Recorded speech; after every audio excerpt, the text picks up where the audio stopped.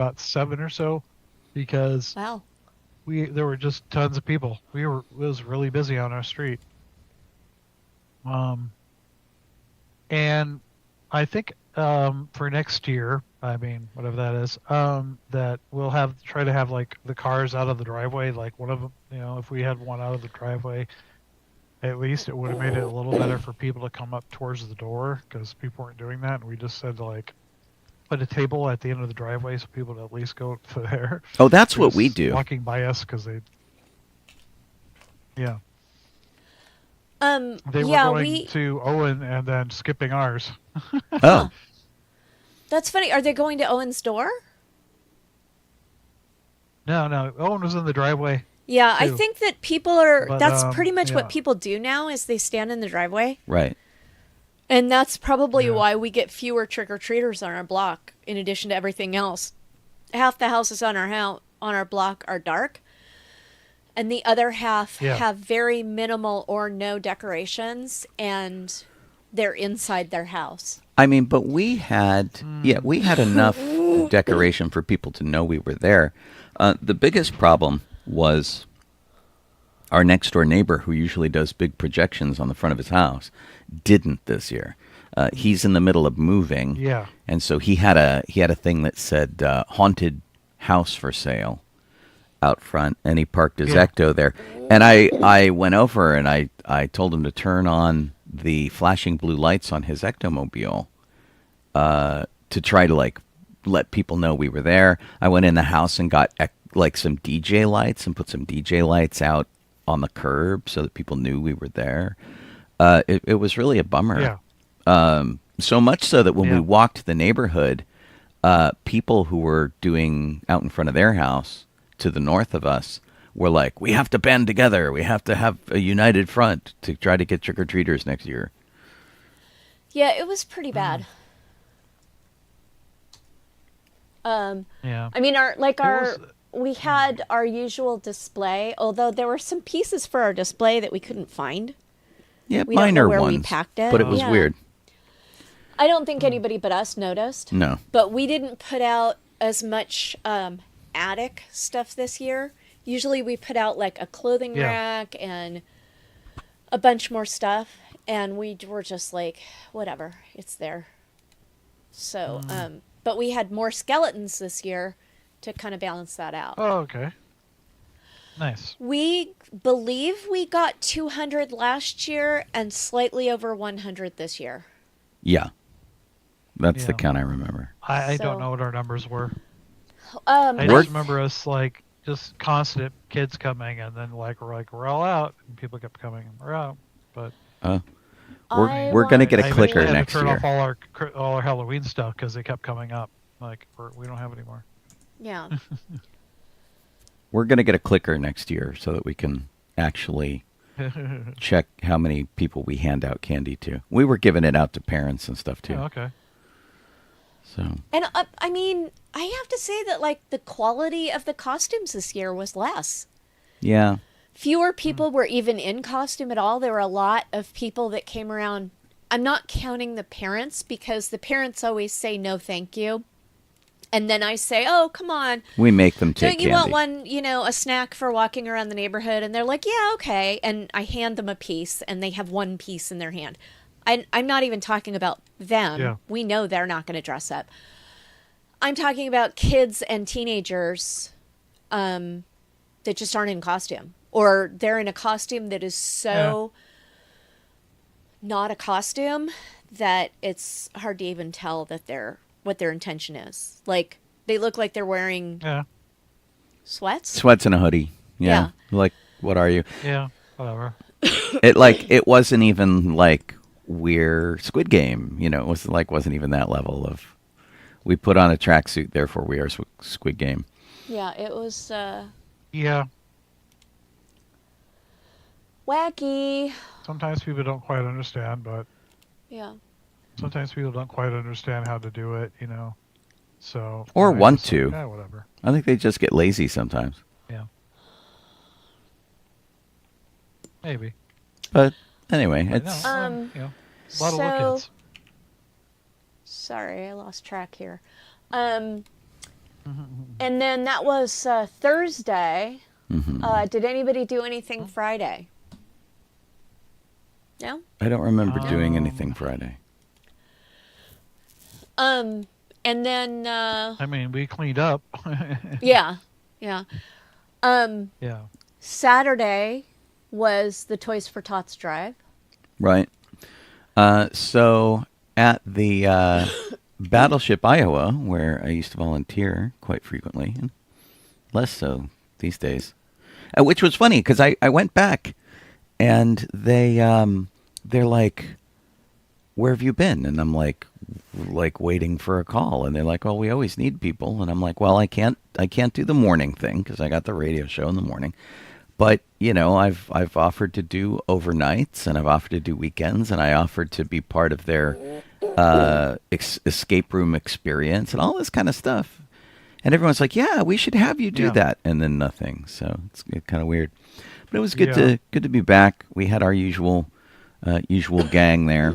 I found some of the photographs that are were pretty cool. The Jawas, of course, messing with my car all the time. If you look in the background of this picture, there was a cruise ship that was there. It was one of the Pacific Princesses was there, and Cool.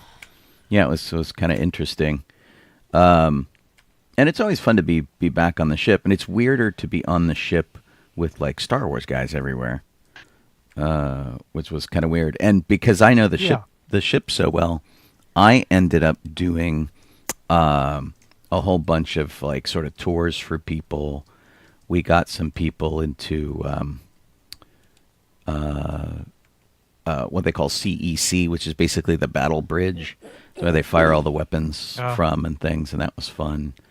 But these guys were taking damage everywhere on the ship because the ship is cold hard steel, and so like even Darth Vader's yeah. like banging his head.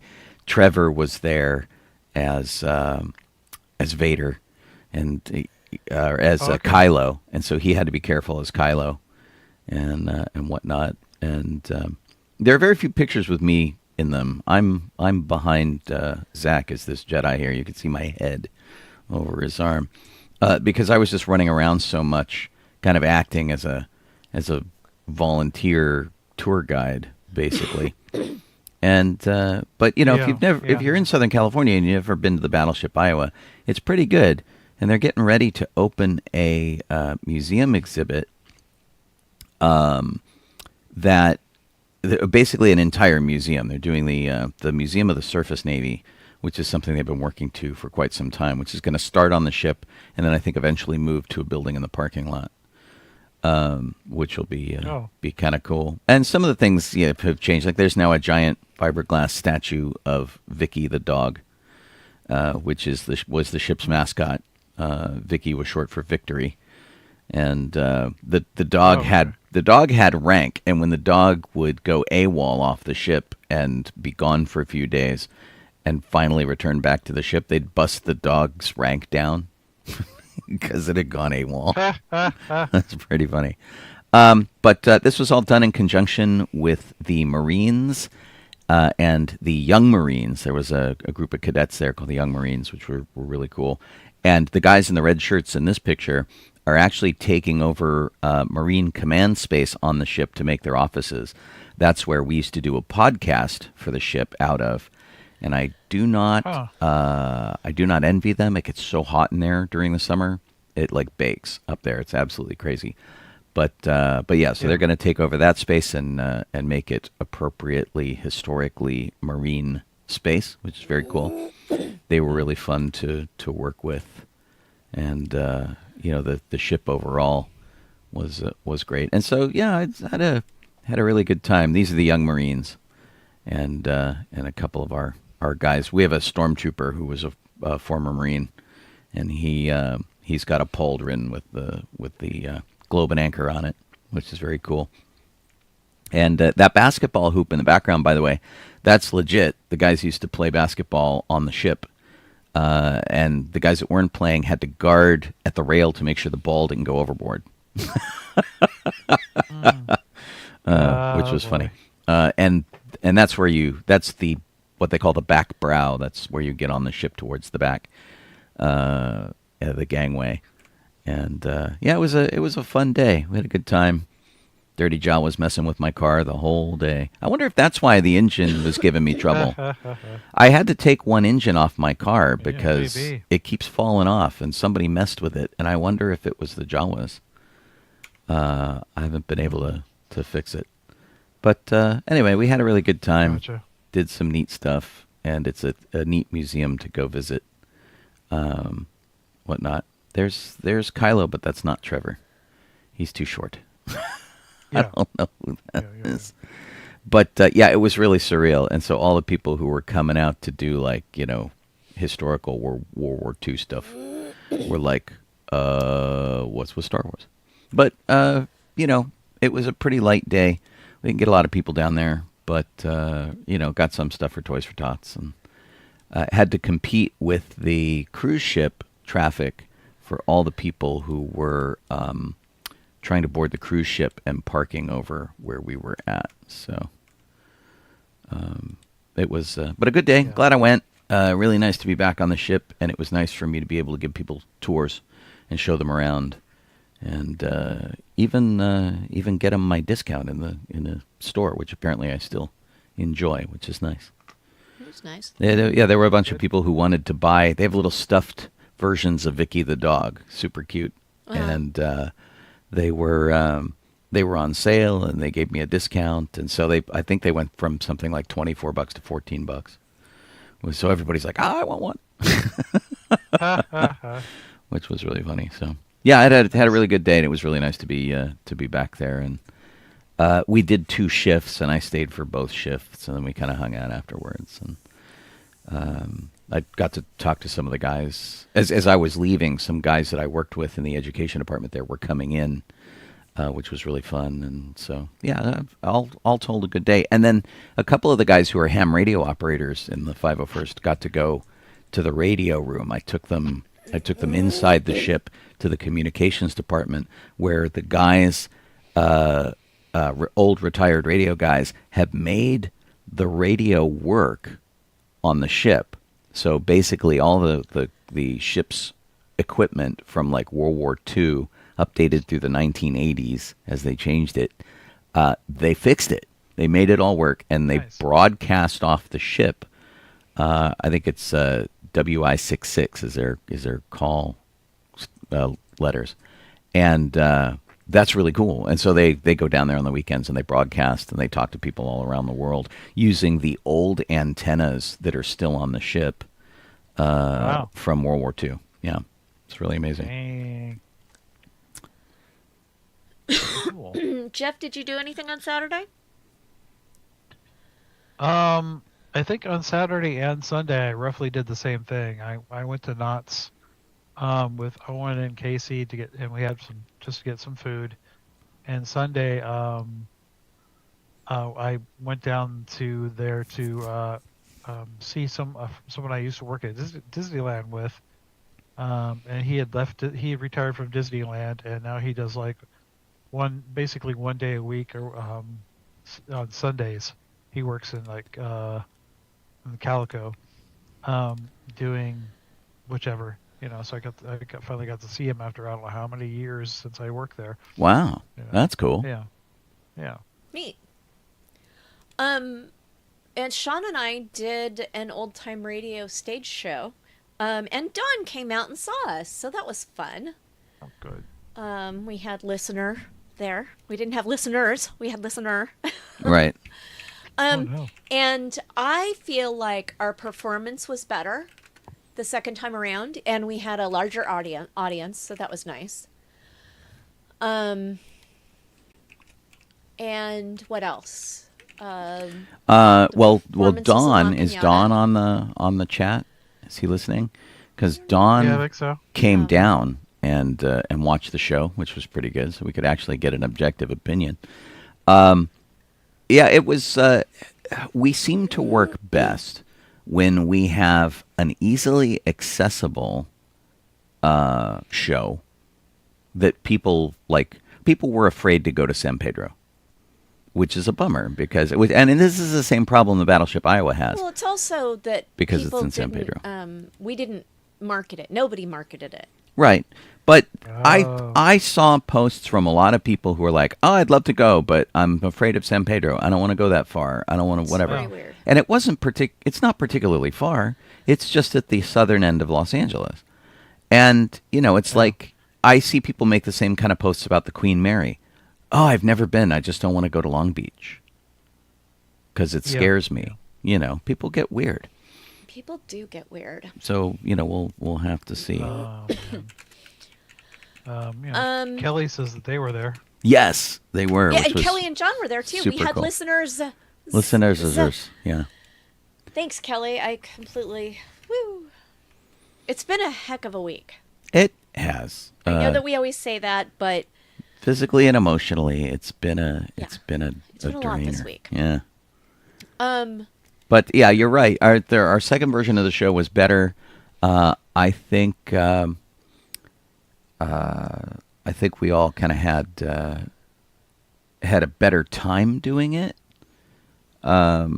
which was good, and it was more chill because sort of like, the more of our people who showed up, the better I felt, kind of a deal. Yeah. Where it's like people that I recognize and stuff. Like I'm not in the final number and the final show, which was Sorry Wrong Number, and I had gone back around to take a couple pictures and look at the crowd, and actually I recognized John and Kelly from the back. I'm like, John and Kelly came. It was really cool because when you're up there on stage, you're so focused on acting that you're not even really looking at the audience. Yeah. So that was fun. Yeah, Yeah, we felt a lot better about we the second show. I felt like there were a good, like 10 or 12 people that came out to see either Sean and I or Sean and I and other of the people, but like people that were our friends came out to see Yes. it. So that was fun. And we went out to dinner afterwards, which is always fun after a show. And then that takes us to Tuesday. Tuesday. I don't know what to say Yeah, about Tuesday. something happened. Anyway. Well, I mean, I assume everybody went out and did their civic duty and voted. Yeah. Certainly hope so. Hey, And Mario. it's there was going to be a winning side and a losing side. The biggest Yep. thing that came out of it for me is like politically, I'm not angry. I'm not like a party person. I'm like, oh my God, the Democrats lost or whatever. I'm not really about parties. And in fact, the night before Colleen and I went to vote, we went through and evaluated as many of the things individually as we could.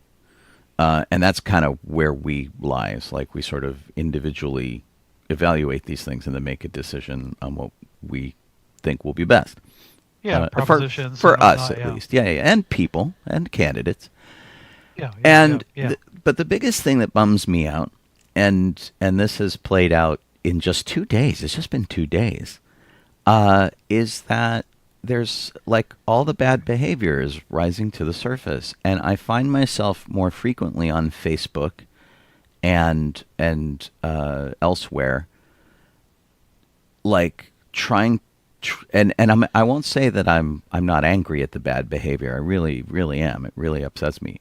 But I'm trying to be as calm as I can, and I'm trying to be as supporting as I can, because a lot of my friends are very upset that they feel like they have become disenfranchised from the country. A lot of women, people who are LGBTQ and on that range, people who have disabilities.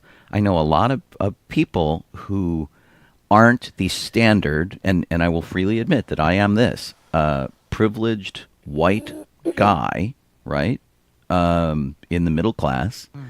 People who are not that are feeling really put upon. And so we're trying to be that. And just to kind of say out there, to put it out into the world, like, this show for sure is a safe space. I think all of us would agree with Yes. that. our show and Yeah. also us as individuals. And us as people. Yeah, I mean, you can contact us if you need us. And we've said this for years and years and years. We've been doing this show. We're in the middle of our 13th year. Okay? So we've been doing the show Yeah. for a long time. You have always had the opportunity, and I'm not saying that we're qualified for this. I'm not saying we're necessarily your best outlet for this, but you can contact us. We will talk to you. I've gone and had lunch with people who just wanted to talk to a person face to face and vent and, plan and strategize and do whatever. I'm glad to be that person. And I'm not saying I don't have my own issues, because I'm angry. I'm really, really angry. Colleen's like, maybe you should talk to somebody, because I'm mad. Because what I thought was going to happen is exactly happening, and people we're seeing a lot of the bad behavior rise to the surface. I'm seeing terrible people with terrible signs making terrible proclamations, and it's just not cool. But all of us here, Yeah. we got your back. We're on your side. Whatever you need from us, if you need an ally as LGBTQ, we are here for you. If you need somebody to talk about how crappy your life is getting, we're here for you.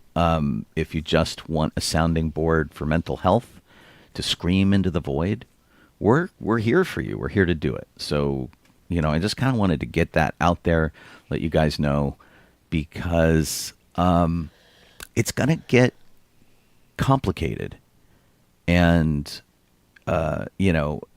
it's more than my guy lost. It's more like, what direction is our entire country heading?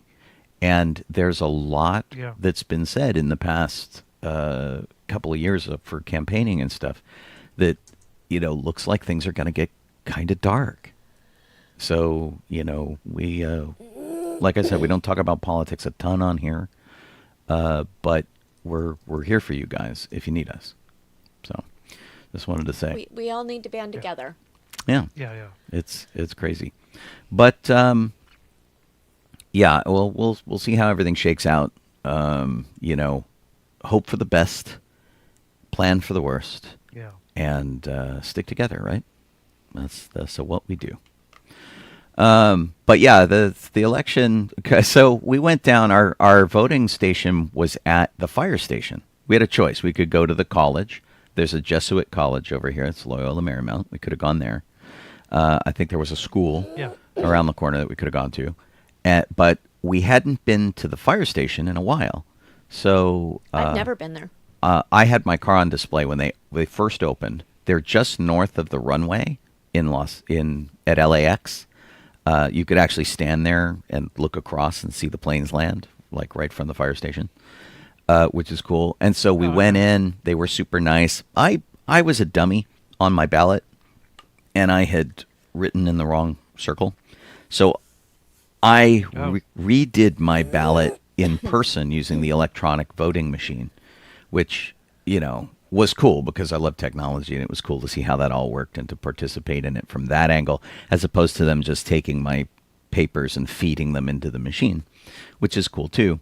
But, so I did it that way to make sure there was no question about who I was voting for and no issue. And I don't know what inspired it, but we left, and Colleen's like, I have to make cookies. Oh, I was waiting. So I had my ballot all filled out, and I left my glasses in the car. So if I had tried to vote on site, I think it would have gone badly. I think you could have done it. It was because my eyes are terrible, and it was nice big text. So Well, at any rate, I didn't know that, and I handed them my ballot, and they put it in. And and I looked around, and I'm like, gosh, I should have brought you guys cookies. And they said, yes, you should have. And then I started looking around going, there's an awful lot of poll workers here because there are fewer poll locations now. Okay.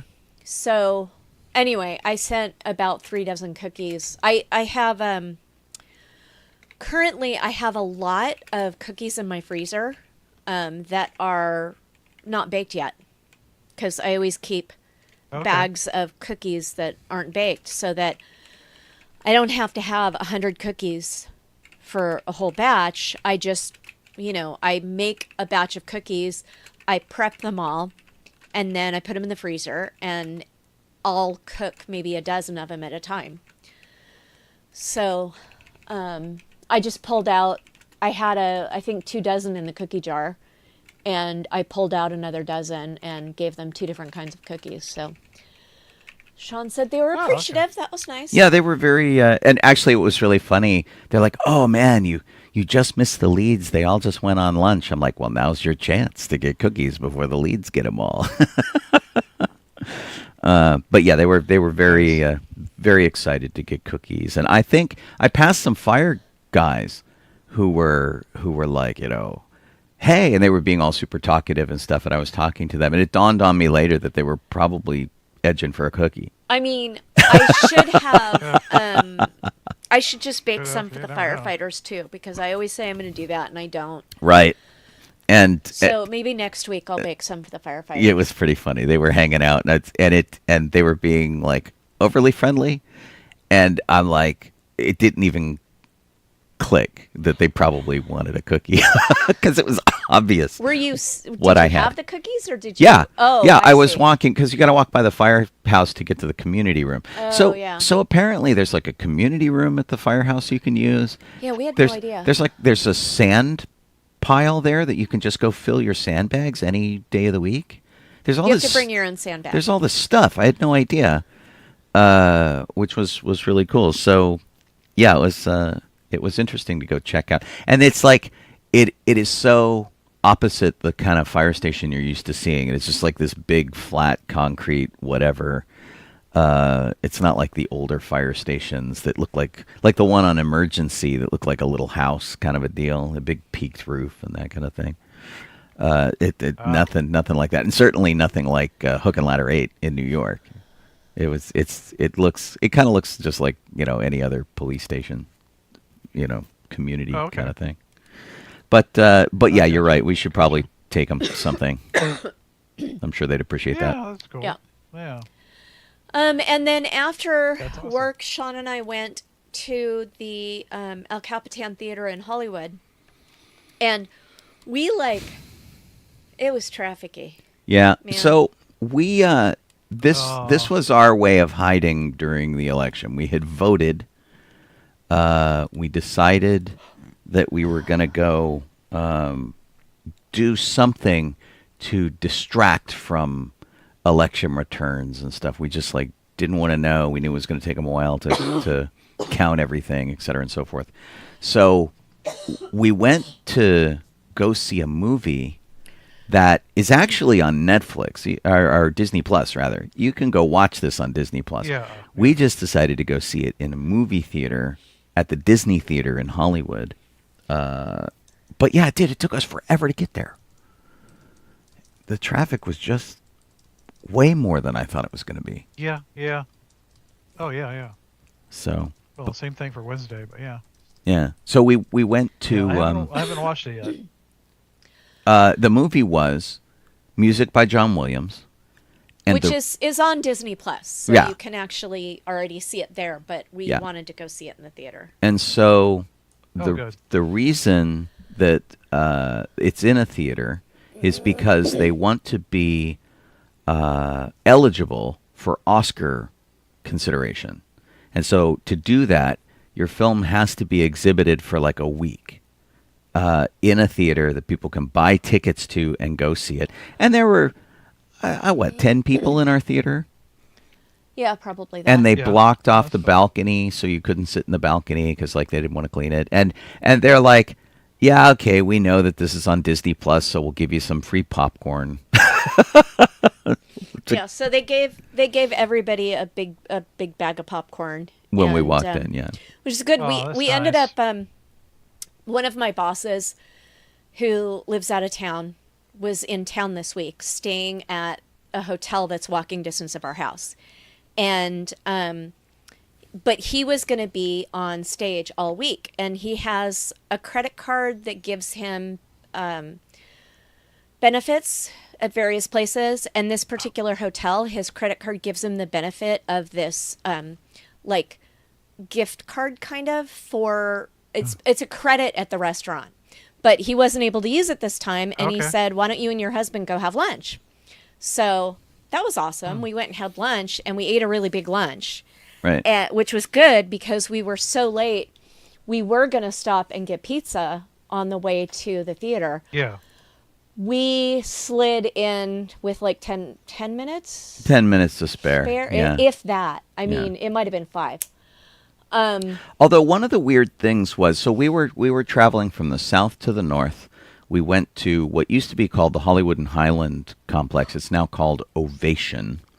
I think it's called Ovation Hollywood because their thing is OH exclamation point. And so it's probably Ovation Hollywood. Oh. And there's a hotel there, and there's a little mall, and it's right on the Walk of Fame, and it's about 2 doors to the east of the Chinese Theater. And Oh. so we parked there to walk across, and getting to that parking lot on the north-south route, like traffic, and then Hollywood Boulevard, which goes east-west and crosses in front of all of this stuff, and the Chinese Theater, and the El Capitan, and the Jimmy Kimmel Show, and the Walk of Fame, and like all of these things that are right there. Madame Tussauds is right there, and on the other side of the street is like Ripley's Believe It or Not. All of this touristy stuff that's right there. Nobody was going east or west on Hollywood Boulevard. It was like they had blocked Weird. off the street. It was the strangest thing. It was really bizarre. Yeah, it was weird. We very much enjoyed the movie. It was interesting. basically like Oh, good. the chronology of John Williams' career, Yeah, it was like a biography. and you got to know his person a little bit better too. His daughter was one of the people Oh, who cool. was interviewed for it, and yeah, it was really nice. It was a pleasant evening. And Yeah, it's worth seeing if you haven't seen it. You might, if you're overly emotional like me, you might want to keep a box of tissues handy. yeah, I cried. Aw, And okay. the music is great, and seeing it in context is cool, and having him discuss how he came up with stuff. And one of the most interesting things is that, they interview Lucas and they interview Spielberg, but like Spielberg made a big discovery out of John Williams. He like heard his music and went, man, when I make my first feature film, that guy, I'm getting that guy, because man, is he good. Because Spielberg loved all the Yeah. old music of the 1930s and 40s, and when they did big, huge orchestral scores like Eric Korngold and people like that, and the Errol Flynn movies and whatnot. And so he's like, Okay. I need someone who writes like that for my movies. And so he had his eye on Williams, and then when Williams said yes to Sugarland Express, I think was the first project they worked on, Spielberg was like, oh my God, that's so awesome. And then the music was great, and Spielberg went, I don't want anyone else to do my movies. It's just going to be John Williams forever. He knows what's going on. Our working relationship is incredible. And it's fun to watch the two of them together in frame, bouncing off of each other with obvious affection and admiration and that kind of thing. It's really neat to see. Very, very fun to see. A little less so with George, but with Spielberg, definitely. And it's cool. You want these people to get along. You want these people to be inspirational. And so much so that Spielberg used to go to the recording sessions and take home movies of Williams conducting the orchestra. And yet he wasn't credited as a camera operator. He was not. No, there was a special thanks, but actually, and it was like the special thanks was like John Williams, Steven Spielberg, and then a whole block of other people. So, but yeah, Spielberg's archival stuff was just amazing. Although there's nothing from like Jurassic Park, I think, because he was off doing Schindler's List and he didn't make it. That's like the one scoring session he missed, I think, was Jurassic Park. Okay. Anyway, super cool movie, really worth your time, especially. And if you've ever gone to see him in concert anywhere, to see him conduct, especially at the Hollywood Bowl, you'll get a kick out of it. And Oh, good. He's the man who has been nominated for the second highest number of Oscars in history. He is second only to Walt Disney, and that's kind of a cheat because Walt Disney got his stuff for producing movies, whereas every Oscar nomination John Williams had, he wrote the score by hand. And I'm not kidding. He wrote it with a pencil on paper to make this music, and he still does it that way. And that's crazy. And so as much as I love, the Walt Disney output, I feel John Williams put in a heck of a lot more work than Walt did to earn those nominations. Yeah. So, it's really interesting stuff. Yeah, highly recommended movie. Yes. And then Yeah. Oh, good. Sean and Jeff went to an event last night, and they signed NDAs, so I don't know what they're allowed to talk about. We did. So here's the little We can talk dance. a little bit. Yeah, here's the little dance that we're going to do.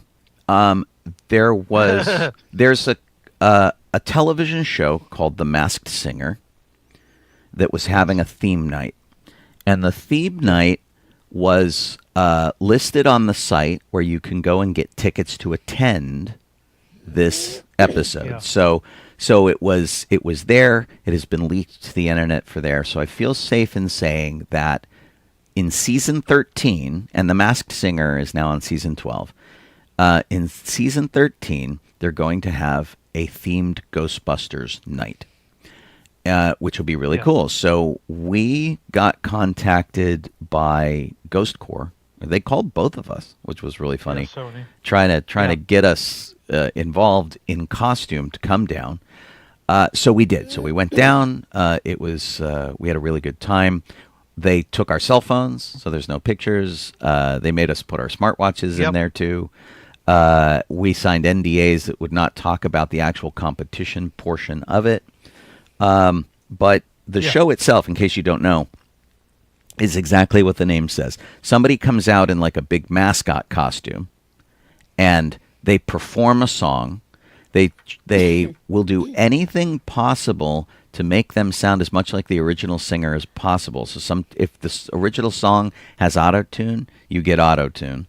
And then if you, when they have conversation with the person in the costume, they are voice masked. So they all sound like chipmunks, so that you do not know who's really in there. And the whole point of the thing is for you to listen to the singer, watch them perform, and try to figure out what usually B-level celebrity is in there. Like, for example, one year they had Kermit the Frog inside a costume. They built a costume so that the performer and the Muppet could be in there. He was a snail. And, so it can be really left field. It was Ghostbusters night, so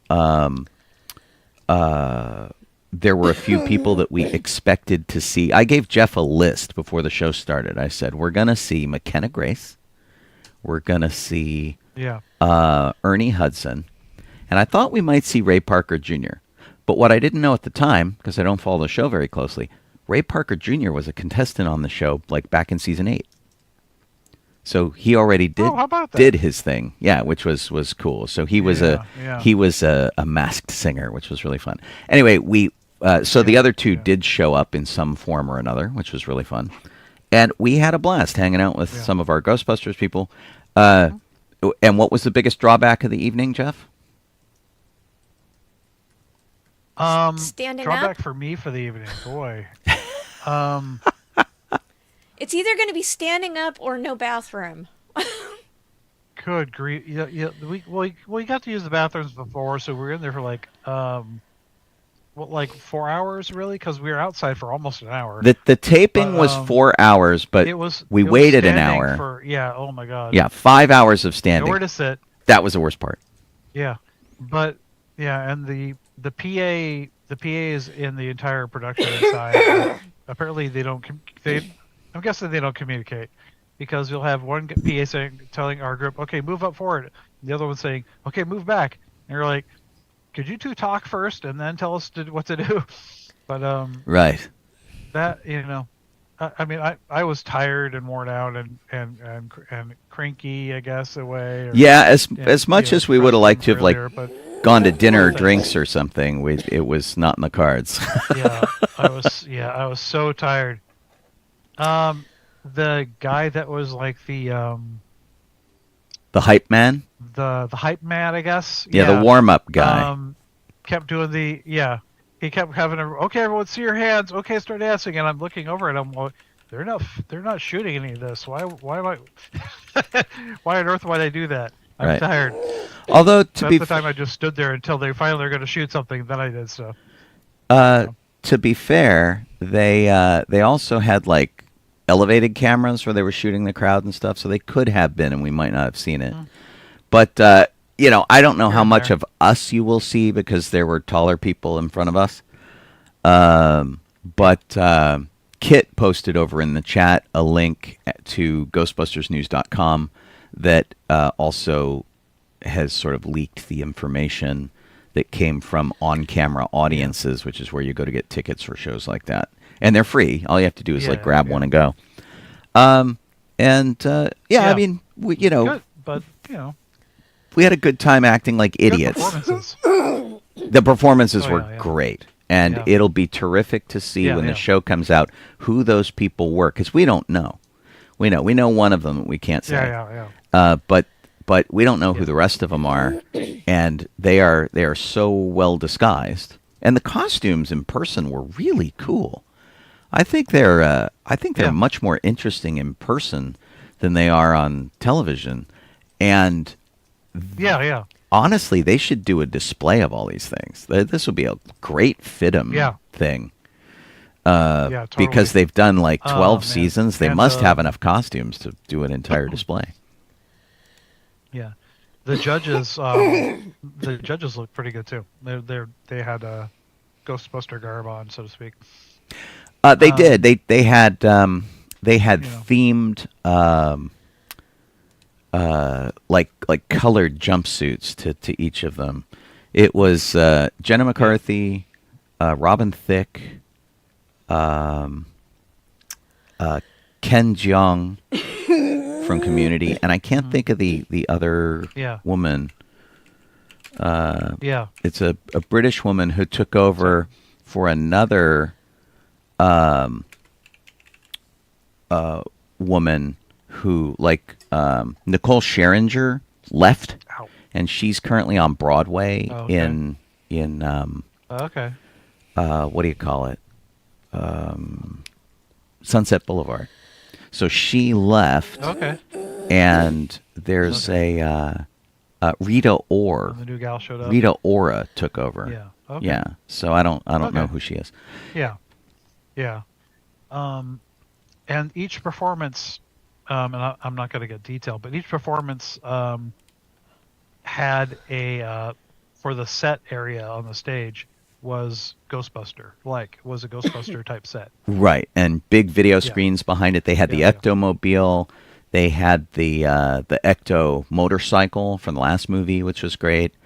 They had all sorts of really fun stuff on stage, and yeah, we'll see how it plays out. We'll let you know when it airs, and you can see if you can see Jeff and Yeah. I in the audience. You never know. Right? I mean, I think one guy had the camera on me for gosh knows how long. And I was like, "We're doing something that they told us to do," and I turned, and there's the camera. I'm like, Nice. "Ah, ha, ha, oh boy, camera!" Right. Like, yeah, But there was so much. It was so like reality show, and so they're like, okay, now you have to act yeah, like this emotion. Now you have to act like that emotion, and it was really super yeah, super funny. It's like, okay, now be disappointed. yeah. That's pretty funny. So at this goofy. point in the show, I'm going to Yeah. apologize for all the coughing I'm doing and the what looks like I'm yawning. That's okay. I've been having an asthma attack for 2 weeks now. Super fun times. Oof. And it's my asthma comes on by allergies, anxiety, and if I let myself get low blood sugar. And all Yeah. of those have been happening. Right. So here I am. trying to breathe. Sorry. And I wish I had an off button for you so you could just click I on mean, and off at your leisure. it's bad enough with the allergies, but then when the anxiety gets involved, that's like, it feels like if only I Yeah, could yeah. calm down, I could breathe. I could breathe, yeah. So, Boo. I know. and welcome to Eric who popped in. And is there anybody else who popped in that we didn't say hi to? I mean, I don't think we said hi to Chris I when don't he know. came in. And Kelly. I mean, We said hi to Mario. yeah. We said hi to Sam and maybe We s- Lori. Cool. So- yeah, And I think Yeah. for Sean and I, that's all of the news of our week. Jeff may or may not have one more thing. Do you have more things, Jeff? I have one more thing. And I will know more about it next week because I have a follow up call. I mean, I think I've already got it. I think, but it's a follow up call. I'm not really sure what this follow up call even means, but it's probably going to be more about like orientation and everything. But in any case, I got hired for Disneyland, so. Woohoo! I have zero. I have no idea where. It's attractions. So, and from what I understand, when you start out, they usually put you on like the older rides. Mm-hmm. So I'm like, okay, that's fine. I'm fine by me. Put me on ones. So they're going to put you on like Peter Pan. Yes, yeah, something. Right, But, Mr. yeah, Toad. it'll be fun. Because I've been trying to go back there for years, and I just never succeeded. And then I finally tried again, and it's yeah. So, I got the email basically yesterday, I guess, and was like going through and like, going through the process of like, here you have to go fill this out, and you have to accept this and do this, or whatever. And yeah. So, whew. So I'll know more next week. Cool. Working's good. All right, Jeff, you wanna Yeah. Cool. you wanna talk about Thanks, Star Alex. Wars? Sure. Yeah. Let's see here. Where the heck did that sucker go? Okay. So we have 1, 2, 3, 4 birthdays. Okay. So our first one is November 1st, 1942. That's when Michael Fleischer was born. And Michael Fleischer is he's our comic book writer. He worked on the Star Wars run in 1977. I believe that's a Marvel run. It's not necessarily. It would have been Marvel. He did a lot for I think. DC, but Yeah. that was Marvel. Yeah. So yeah, that was what he had, and it was yeah, he worked on Spectre and Jonah Hex and stuff. So and I guess other fun stuff. So yeah. Before he did That's the first one. before he did Star Wars, he did something called the Encyclopedia of Comic Book Heroes, and he did one on Batman and Wonder Woman and Superman, which was pretty Yeah. cool. And then he did one on folk heroes of America, which is kind of interesting too. So, breaking out of comic books and stuff like that, and just stupid amounts of comic books for DC. He was he did those other ones too. He also worked It's on nuts. Yeah. Star Trek and Conan and Spider-Woman and Captain America and some really interesting Daredevil and G.I. Joe. Yeah. A real American hero. Yep. He worked for Atlas Comics and 2000 AD Comics and even Warren. But so it's a lot. He did not just the big two. He Cool. actually did a lot of other stuff. Pretty cool. This next birthday makes me a little sad. Next up, we have November 6th, 1947. Vivian Chandler was born, and well, she was in during the battle. She was in Return of the Jedi, and she was supposed to be in a X-wing scene or such in the Battle of Endor, and it was cut. And that's a drag. I mean, come on. It's really a bummer because it would have been great to have had a female pilot in Return of the Yeah. Jedi like that early. Would have been terrific. I Yeah. think it's fascinating that the helmet she's wearing is the training helmet from the Falcon. Yeah. It's got the same Exactly. insignia from the Falcon on it. Yeah, It's just yeah. has a clear lens on it instead of the blast shield that Luke had. Mhm. But it's got the same sort of like little bee logo that's up there. And I think it's also kind of interesting, and maybe this is why they cut her. I think it's interesting how much Ah. she looks like Carrie Fisher. I have a picture up if you're that would- watching yeah, video. yeah. But That doesn't could doesn't she look like? Oh, look, Princess Confusing, yeah. Leia's flying an X-wing. yeah, Oh a my little gosh, bit. yes. So maybe that's why they cut her, Yeah. Oh man. because she was just like a little Yeah. too much like that. But she when she left acting, she went into photography and was Okay. a member of the Royal Photographic Society, which is like really cool. Oh, cool. Yeah. And she only had about 13 credits, for film. So, but still,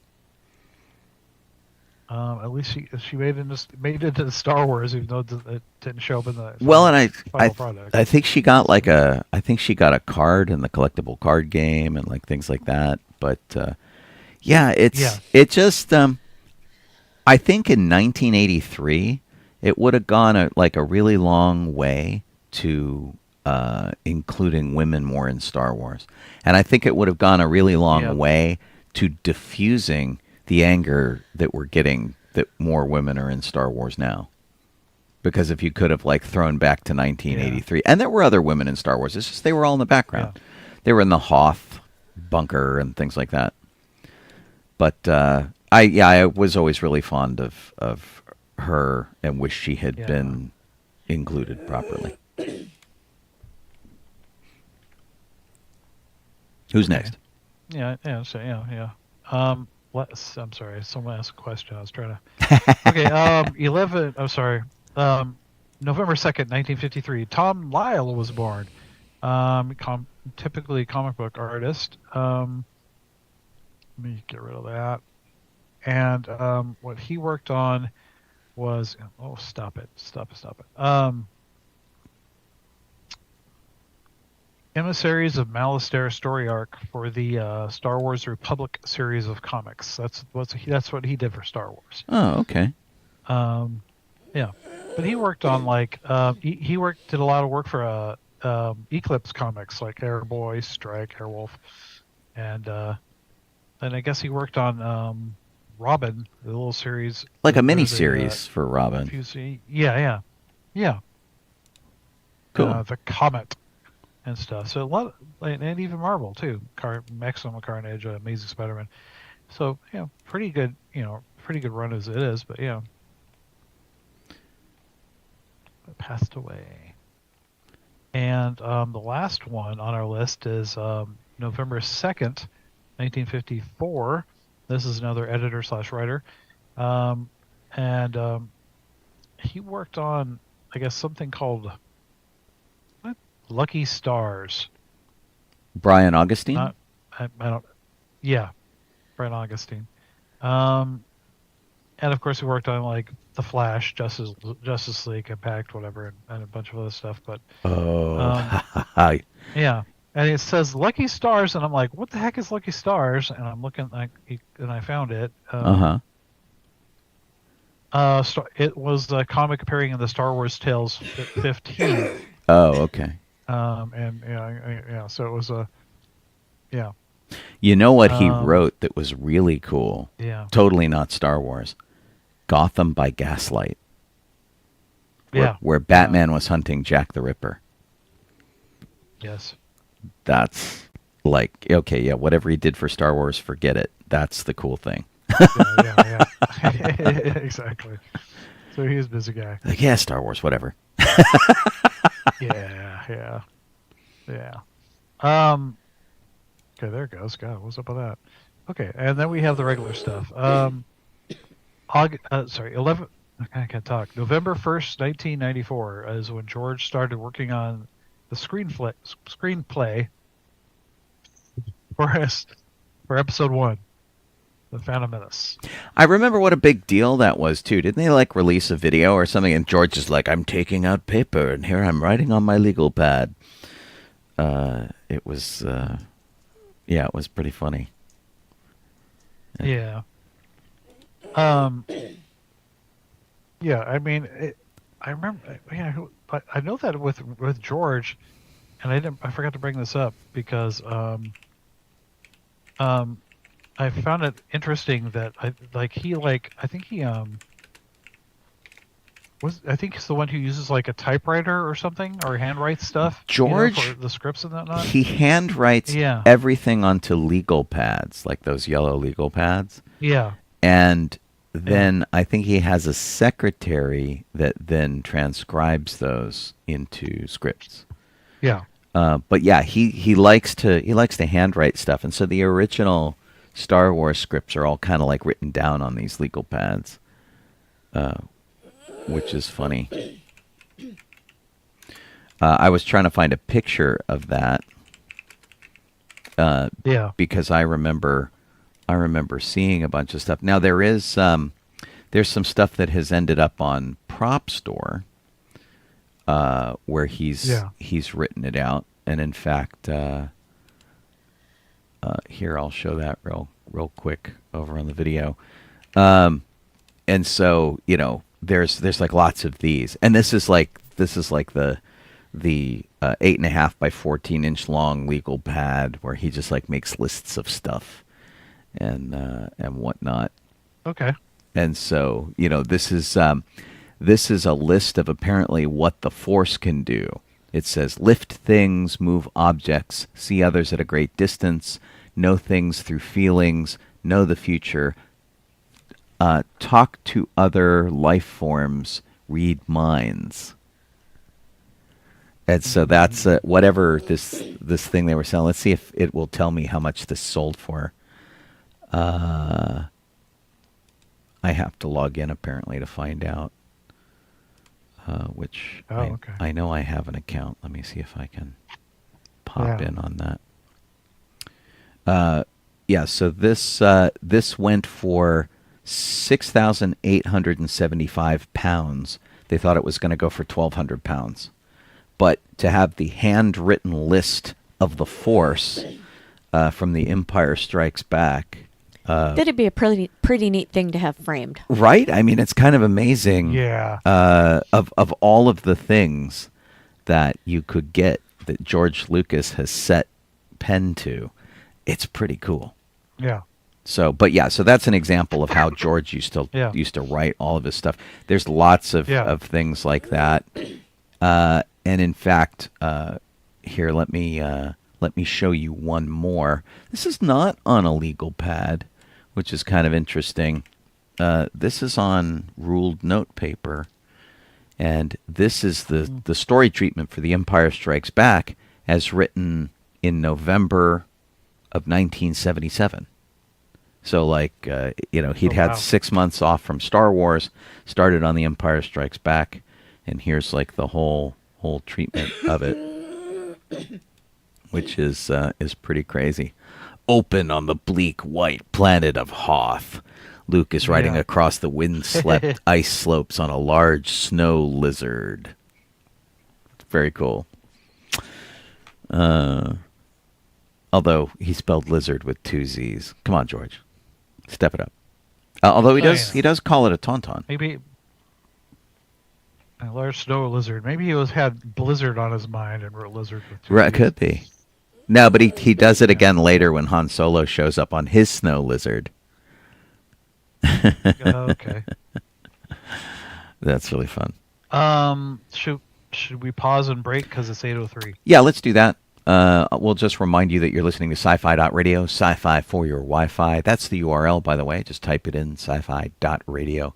You can listen to us. You can listen to my morning show, Good Morning Tatooine, at 9 a.m. Pacific Time or 12 p.m. Eastern Time, United States, or you can hear replays of this show later in the week and lots of other stuff. We got lots of live stuff for you over there.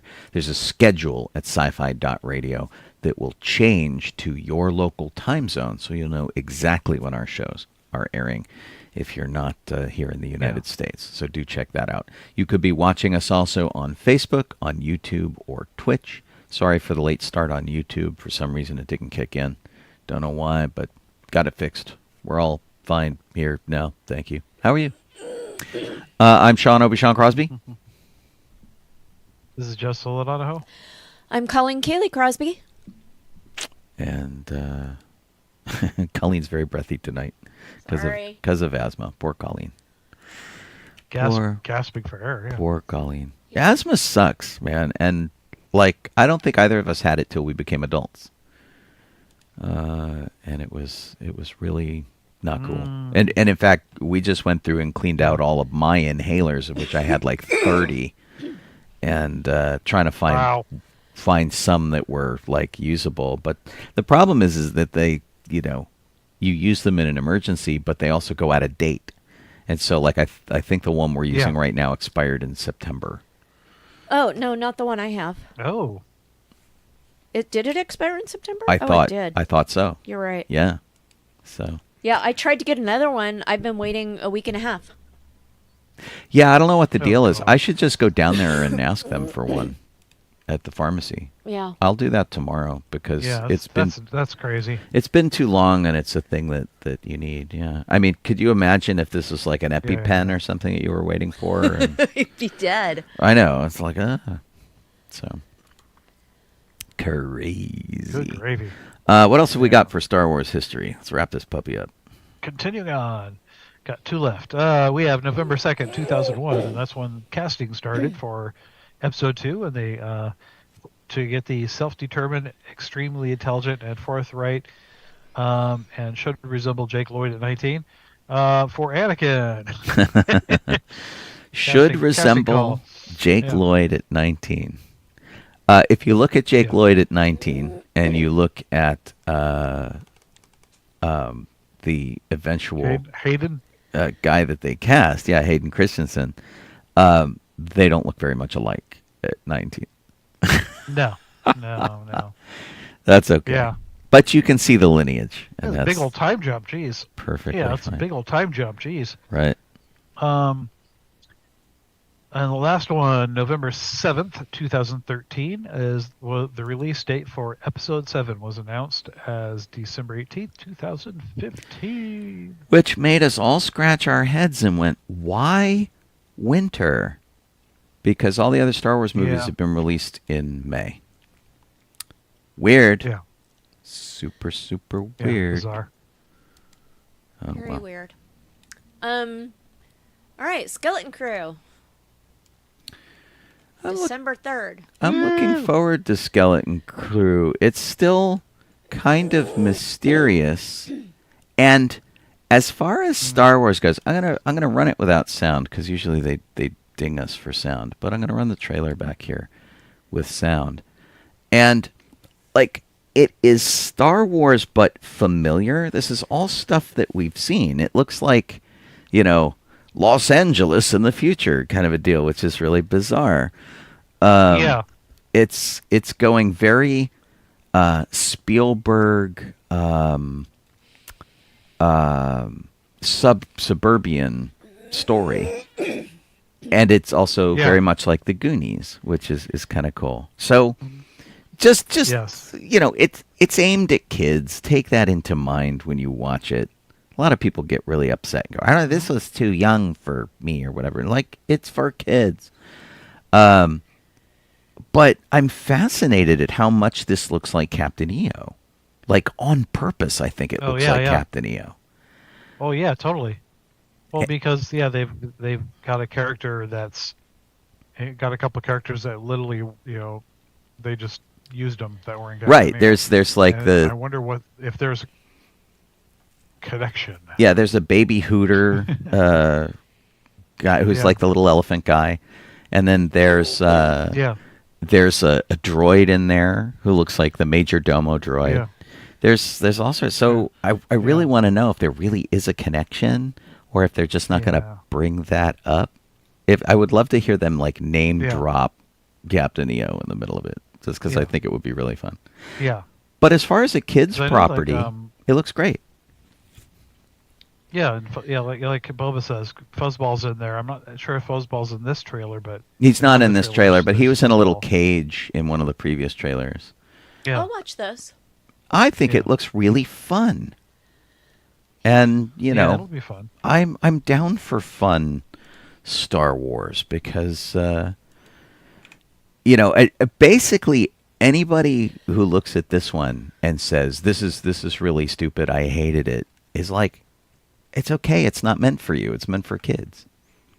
And I'm here Yeah. for it. I think it'll be really, really fun. So they're announcing a new Star Wars trilogy. I don't know whether this is a rumor, but it's on Variety, and they're usually pretty Yeah. reliable Yeah. for Hollywood news. Yeah. And it says that Yeah. Simon Kinberg, who is an alum of X-Men. X-Men, and Yeah. he also did he do Rebels? I think he did Rebels. I think he better worked on it, but yeah. Well, I hope he brings some of his Rebels sensibility to this new Star Wars trilogy. Here, let me This is a weird paragraph, but go ahead, Sean. let me give you a little bit of a rundown of what his career has been. He has been a producer on things like Deadpool and Wolverine, Death on the Nile, the Twilight Zone series, some X-Men stuff, the previous Deadpool offerings, and he was an executive producer on 71 episodes of Star Wars Rebels. He did Logan, there you go. he did The Martian, Chappie, and then a couple of goofy things like Mr. and Mrs. Smith and Abraham Lincoln Vampire Hunter. So he has a partner for writing and producing these three films. It's Kathleen Kennedy. Yes, who is the executive of Lucasfilm, but she's helping to write it too. I haven't Yeah. heard her doing that before, although I'm probably just not well enough informed. Well, and she generally doesn't, and that's always been my defense of her, is that it's like, if you're upset with Star Wars, go look at the writers. And I say that about every project. Like, if you don't like a thing, look and see who wrote it. And, like, if you say this story sucks, look at the writers. Because those are the people who plotted Yeah. out the story. And in a lot of cases, Kathy Kennedy she's the person who gives them the money to make the projects and make sure that they have everything they need and make sure the projects are on schedule and on track. So that's her thing.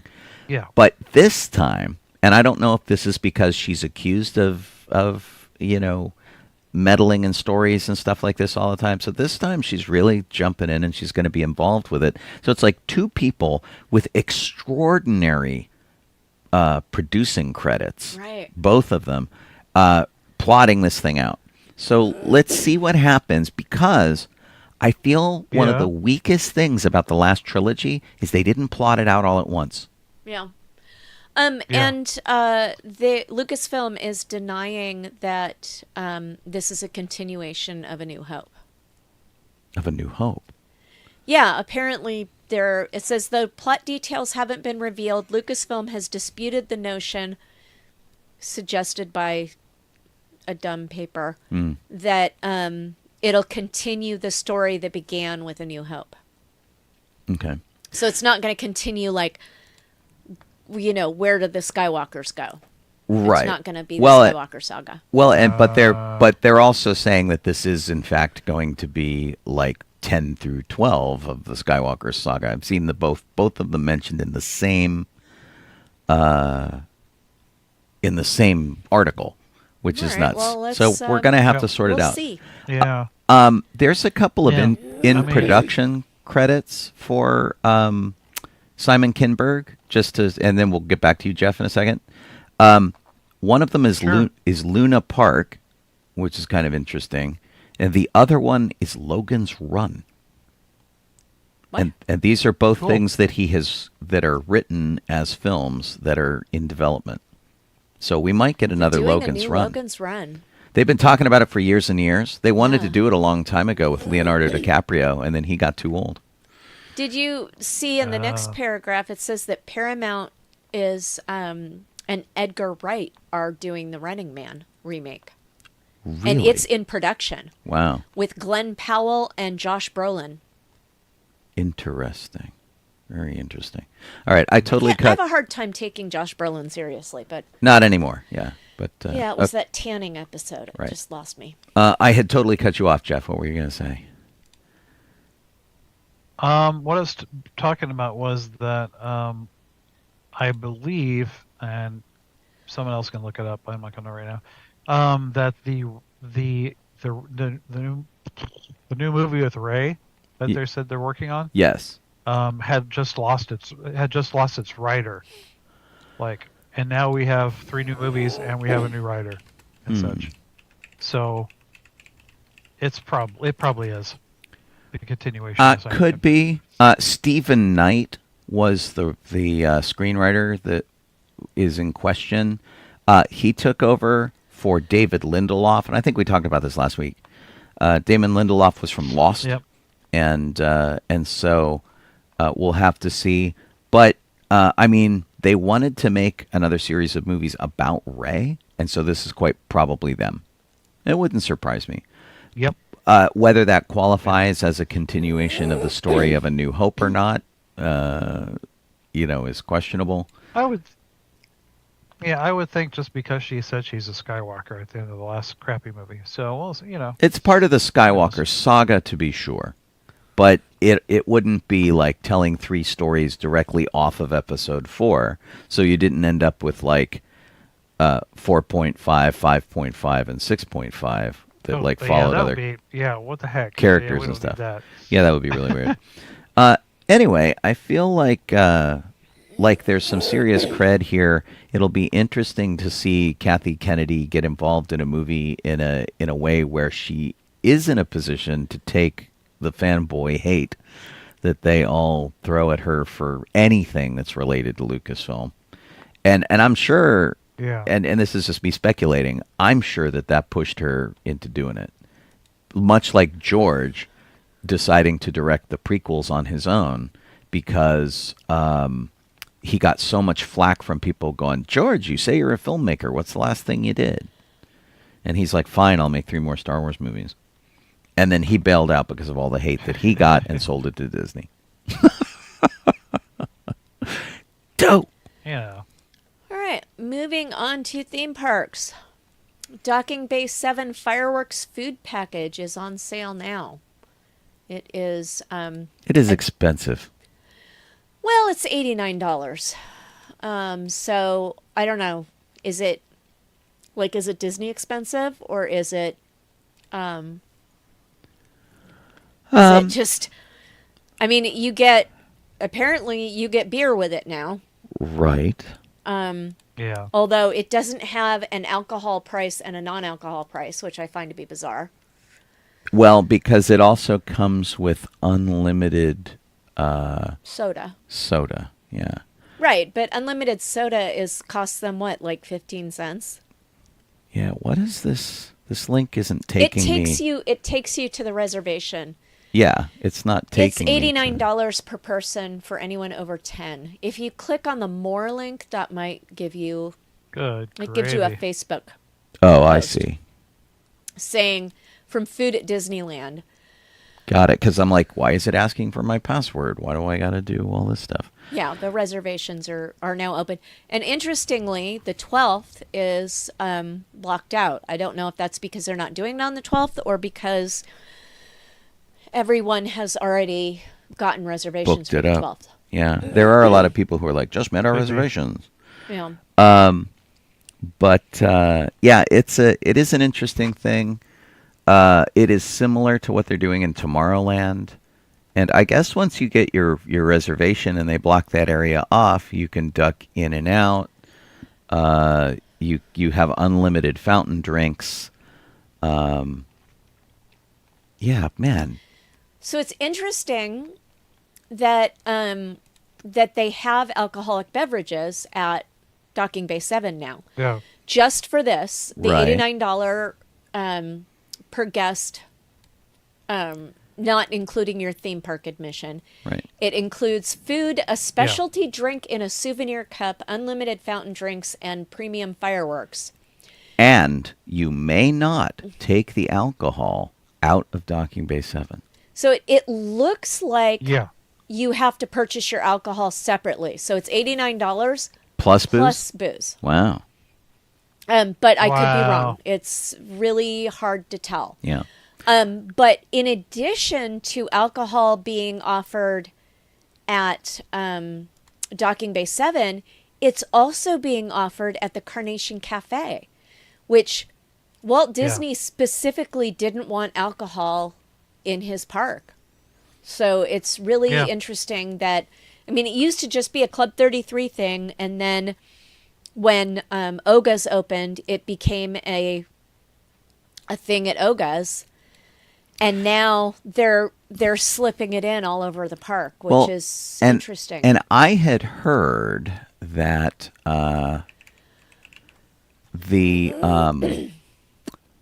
that Oga's was run by a third party concession, and that was one of the ways they were getting around alcohol. Well, now they're Disneyland. just all out offering it at Riverbell Terrace, Carnation Cafe, Cafe Orleans, and Club 33 has always had it.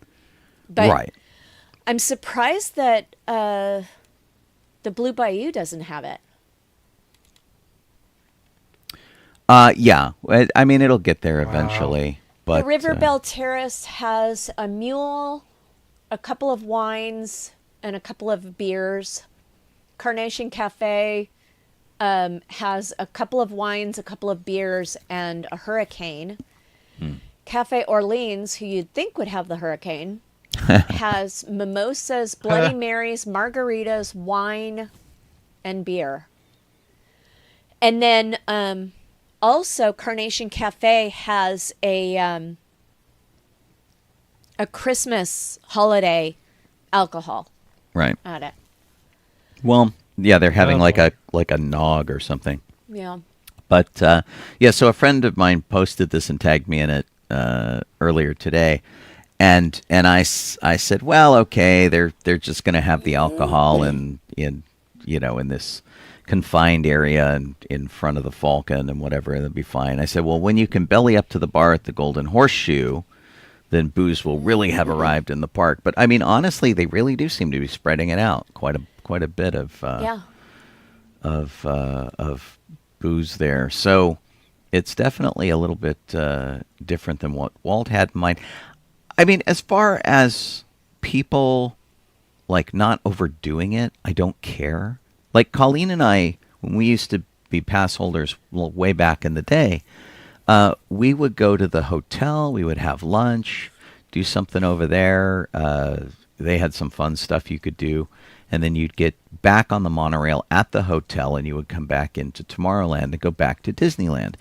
And when one of the things that would happen is, since you couldn't drink in the park, people would go to the hotel bar, get blasted, and then go into Disneyland. And so we would see people who had had way too much alcohol and have to alert cast members to keep an eye on these people so they didn't fall off the monorail platform. Because they were wobbly and, loud and belligerent and unpleasant. So as long as people aren't doing that, they're not like drinking till they're falling over and they're not loud and belligerent and unpleasant, then whatever. I don't drink a lot of alcohol. I don't care, but like Oga's has a 2-drink minimum. And that's it. And so hopefully you're not getting too blasted onto it. But a lot of people go to DCA, drink a lot of wine, and then come over to Disneyland. So they're already drunk in the park. Yeah. Okay, we have gotten the Life Day food and goodies this year, which was in a Instagram post, I think, from Disney. But it interestingly was not in the Disney Parks official list of holiday foods at the Disneyland Resort. Now, this is a Facebook page called Disney Eats. Yeah. Yeah. So, So Okay. anyway, they've got. But what I'm saying is that every year at the holidays, Disney Resorts blog posts. Here are what the foods are going to be for the holidays, and they have always had, Yeah.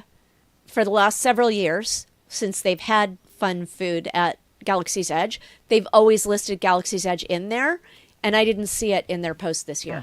no, and I wonder at them keeping it separate like that, which is Well, kind and of a it's not even in the Disney Park Resort blog at all. right. Like, it's completely separate. And maybe that's just the thing that they're saving until they get closer Yeah. to Life Day. Well, but I'm just saying that it's a change from the past, that in the past they've had them. But you're right. Maybe they're going to have a Disney Parks blog entry that's just about Life Day foods. Right. However, what we hear that they're going to have is a Life Day popcorn bucket at Katsaka's Kettle. It's kind of cool, and I sort of want one. It looks like it looks like a Wookiee has been carved into a piece of a log. And if you know wow. if you know Batu very well, you will know that Oga's Wookiee boyfriend used to run the carving stall over in the marketplace, and they have carved Wookiee heads and loth cats and things like that over there. And that is very in keeping with the land. It looks pretty neat. It's a nice sculpt. It's a decent paint. The strap's kind of goofy, but Do you want to go through the It reminds photos, me of Sean, and I'll of a rough mug. tell you what they are as you go through them, or do you just want me to mention what they are? no, we'll do it. Here's the next one. This is the Wookie Ookie. It's a pecan chocolate shortbread with salted caramel at the milk stand. They had these last year. They're okay. Yeah, they were all right. They needed to be bigger, I think, for what you got. Probably the prices. I think the next thing is blue milk with golden lichen patty frog eggs. Or it's blue milk with strawberry puree lychee popping spheres. And those are both at the milk stand. That's it. They're the same thing. Yeah. And it's a description. You're reading the description You're right. of the other thing, so they are the same thing. But it's kind of interesting. Every once in a while, they do something a little different with the blue or the green milk. Colorful enough. The blue milk has a coconutty flavor, and so adding something fruity to it isn't necessarily a bad thing. Could be pretty good. The green milk has more of like a mango-ish sort of flavor to it. So this would be overkill. Yeah. So I think the blue milk was a pretty good choice. And I like popping boba. Yeah. It's fun. And we'll get one of these for sure. The next item is from Kat Saka's. It's Life Day Cheese Branch with Saka's secret sauce. They had this last year too. Yeah. Croissant dough mixed with cream cheese, Parmesan, and cheddar, spicy Alfredo dipping sauce. I thought this was quite good. This was good, yeah. As I Yeah. remember, it was really pretty awesome. So I would be on board for getting one of these. Ooh. Do Is they it have the coffee drink? This is a Sargent snow cap from Kat Saka's Kettle. It's Coca-Cola and cinnamon slushy with sweet cream cheese and Dalgona crisp. Okay, I don't know about the cream cheese, but Coca-Cola and cinnamon. Colleen and I used to like a drink called Rio Breeze, which was basically Coke and cinnamon. It was really good. Yeah. So I don't like the cream cheese topping that they put on their drinks. it's like a weird whipped compromise for cream Yeah. cheese. So it's a little strange. And then what's this crunchy stuff on top? It just says that it is Dalgona crisp. It I look can look up what okay. Dalgona it looks crisp familiar is. to me. I feel like I've eaten this before, but it's kind of like a Oh, tasty it's honeycomb toffee. right. It's like a tasty styrofoam. Yeah, that's pretty much what honeycomb top. It's like a Yeah. sweet styrofoam. So it's exactly what I'm thinking it is. Yeah. I mean, I would for sure try this. It is exactly in my wheelhouse. I can't guarantee I'm going to like it, but I'm going to give it a shot. The next item is a cashew cake, brownie base, raspberry sauce, tiramisu, and dark chocolate mousse at Docking Bay 7 Food and Cargo. It looks fancy. This has been there before, Yes. but I don't know whether we had it or not. I think we had the other I think dessert, so, and then they too. discontinued this one before we ever tried it. Yeah. So I would be willing to try this. Because I'd remember the little I'll like throw myself on chocolate disc. Right. Colleen will fall on that sword. Yeah. The No, next one I no. will not eat. It's called Kublag curry. It's herbed rice, curry spiced shrimp, creamy chicken curry, cilantro, and feta crumbles. And it's at Docking Bay 7. Well, you're not going to eat it because it will kill you. Yes. Yeah, Colleen's not so much with the shrimp because she's allergic. Not good. Yeah. Oh, okay. I just need some now that would complete my Right, go with the asthma. Yeah. We could just take you straight to emergency room. right. The next item is milleflower toast.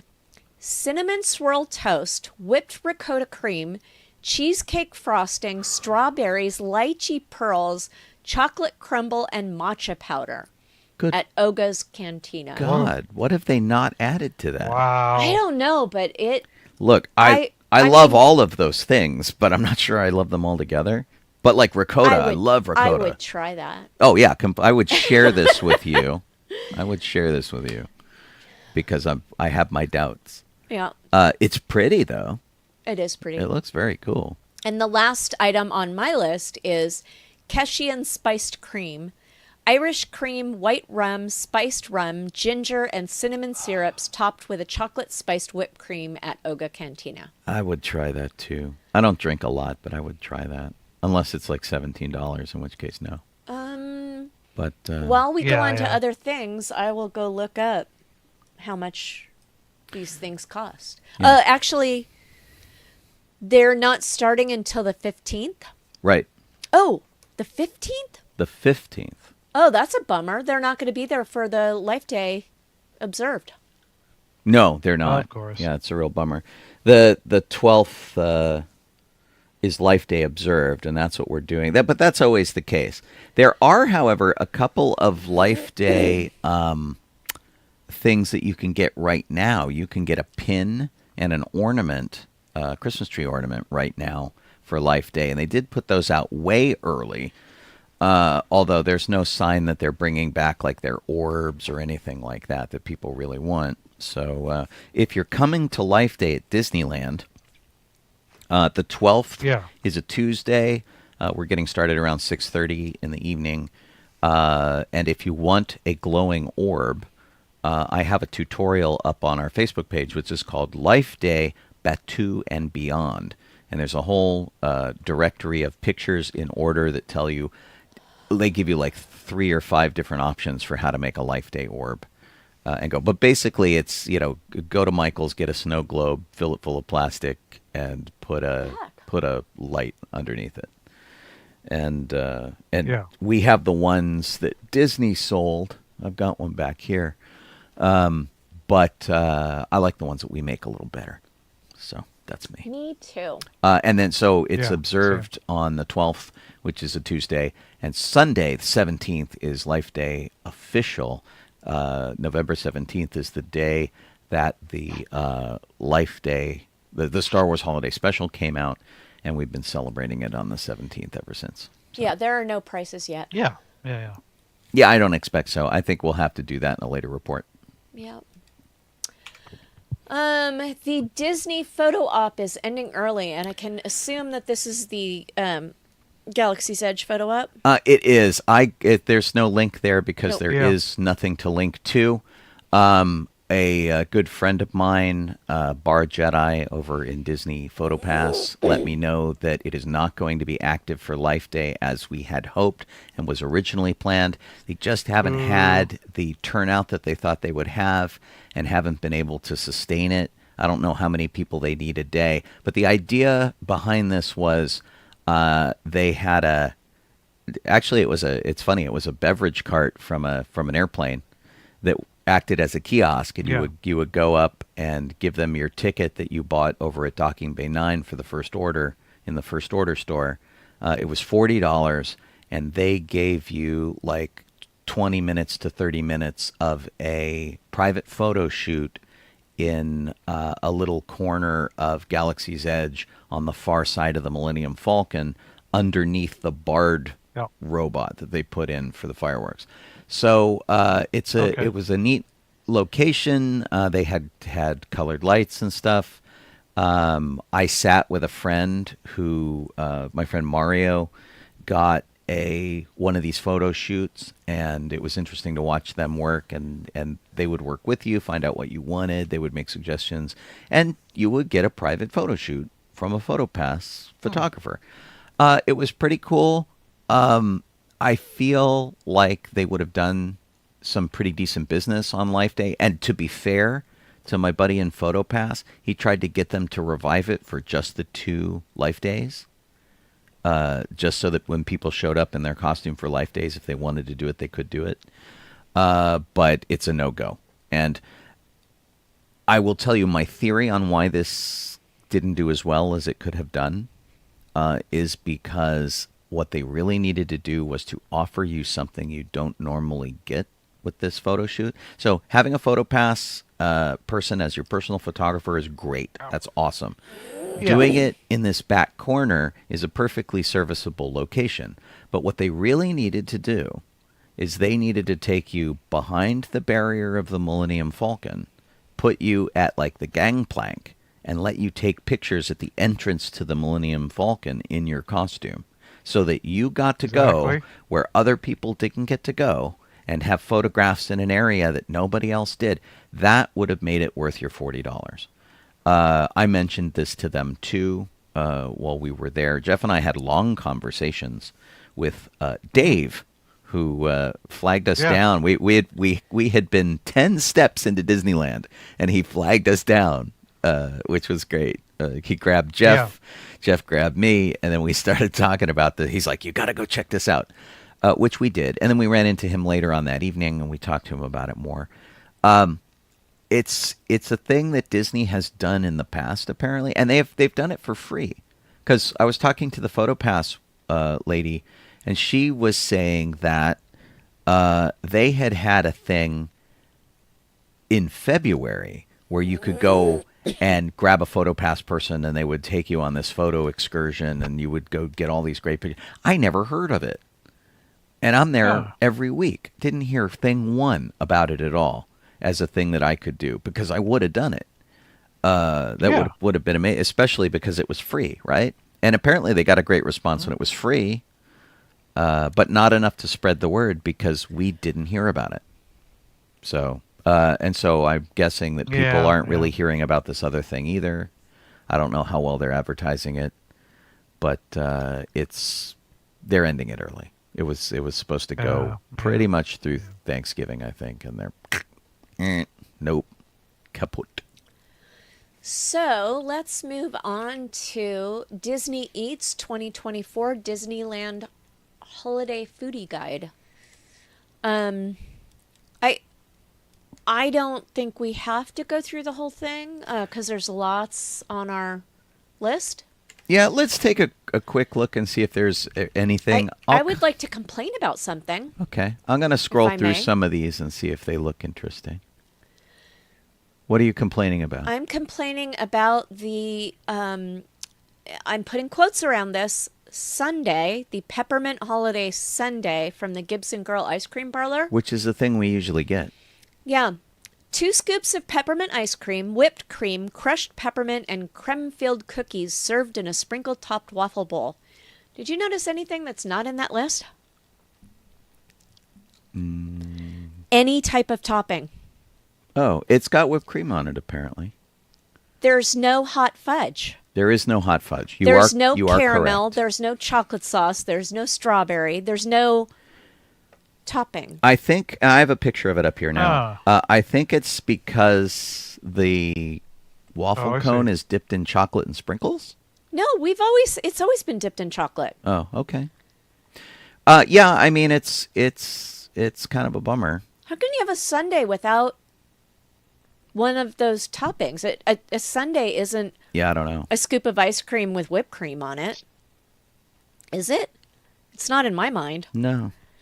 The thing that makes Yeah. it a sundae to me is you've got, your strawberry, your pineapple, chocolate, fudge, Yeah. butterscotch.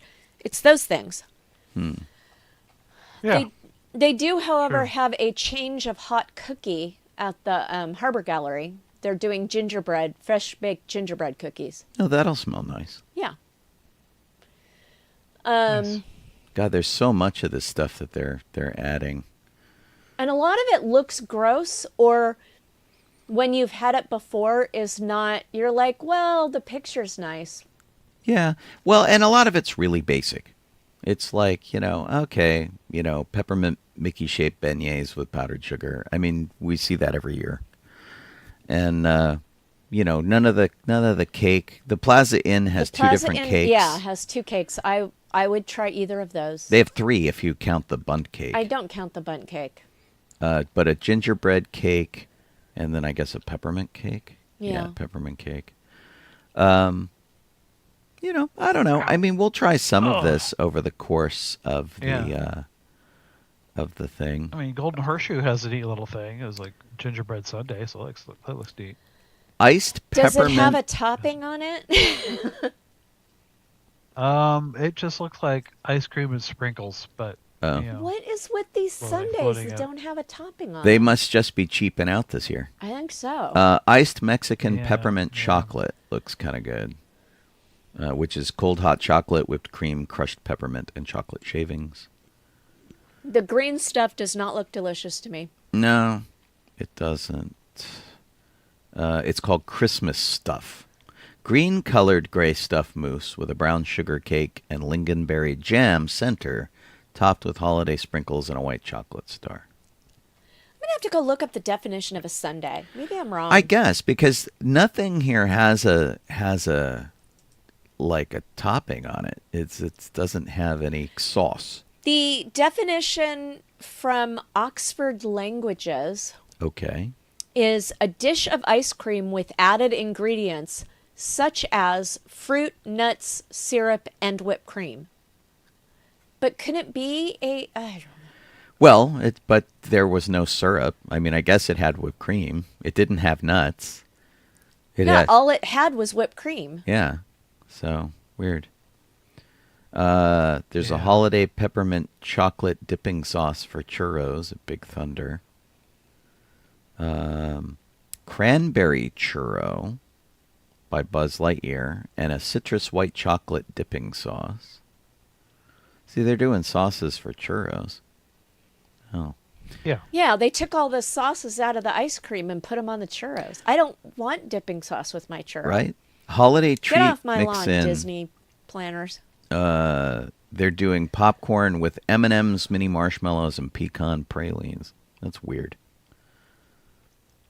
And a toffee pretzel by Star Tours. Yeah, I mean, I have to say that the they have a stupid amount of offerings here. the candy cane Yeah, bark it looks is a pretty good. lot. Ooh, Yeah, it does plant-based. look pretty good. Lots of Got drinks. plant-based stuff, so that's cool. Yeah, that's But it's also pretty good. I can't tell if it's totally like that I'm over Disney stuff or if my cutting back on sugar has made me a lot more picky. picky. And also like their savory offerings for the most part don't thrill me too much either. Yeah. But I've noticed that now that I am cutting way back on sugar, when I have a treat, I want it to be darn good. Right. And I have regrets, and I even have like a review page, personal page, not something. Okay, the Santa Baymax. Baymax is really It's cute. pretty cute. The turkey leg is gross looking. I'm still not a fan of turkey legs at Disneyland. And this just looks like something somebody's going to hit me in the face with that is now going to get me sticky. Because I'm always getting Is it hit in like- the I am always getting hit in the head with people's Hawaiian? turkey legs. I hate it. Like what the it's a honey baked Weird. turkey leg with a pineapple ring. It doesn't seem Yeah, to have it's not bizarre. like Hawaiian per se. I think Yeah. they just slapped a pineapple ring on it. So Schmoozies is a place I never go, but they have a mint and chocolate cookie shake. We went there, didn't we? Isn't that where we got a hot dog? No, that's Award Wieners. Oh. Well, then I've never been to Schmoozies. Yeah, I don't think I've ever gone to Schmoozies. Lots of drinks. Lamplight lots of Lounge snacks. turned out to be really tasty Yes. the time we went there. That was good. I'm not even going to start in Although, on the hotel. You can't look at... If Yeah, you're yeah, going yeah. with me, you can't look at the DCA because I can't park up anymore. Right. That's true. No. No more Yeah, park hopping. Colleen doesn't have a pass anymore. Right. In the meantime, my friend That's Judy just upgraded her pass to the top tier because I think she got tired of parking. All right, Sean, take the next section. Oh, righty. We lost a few people in the past week.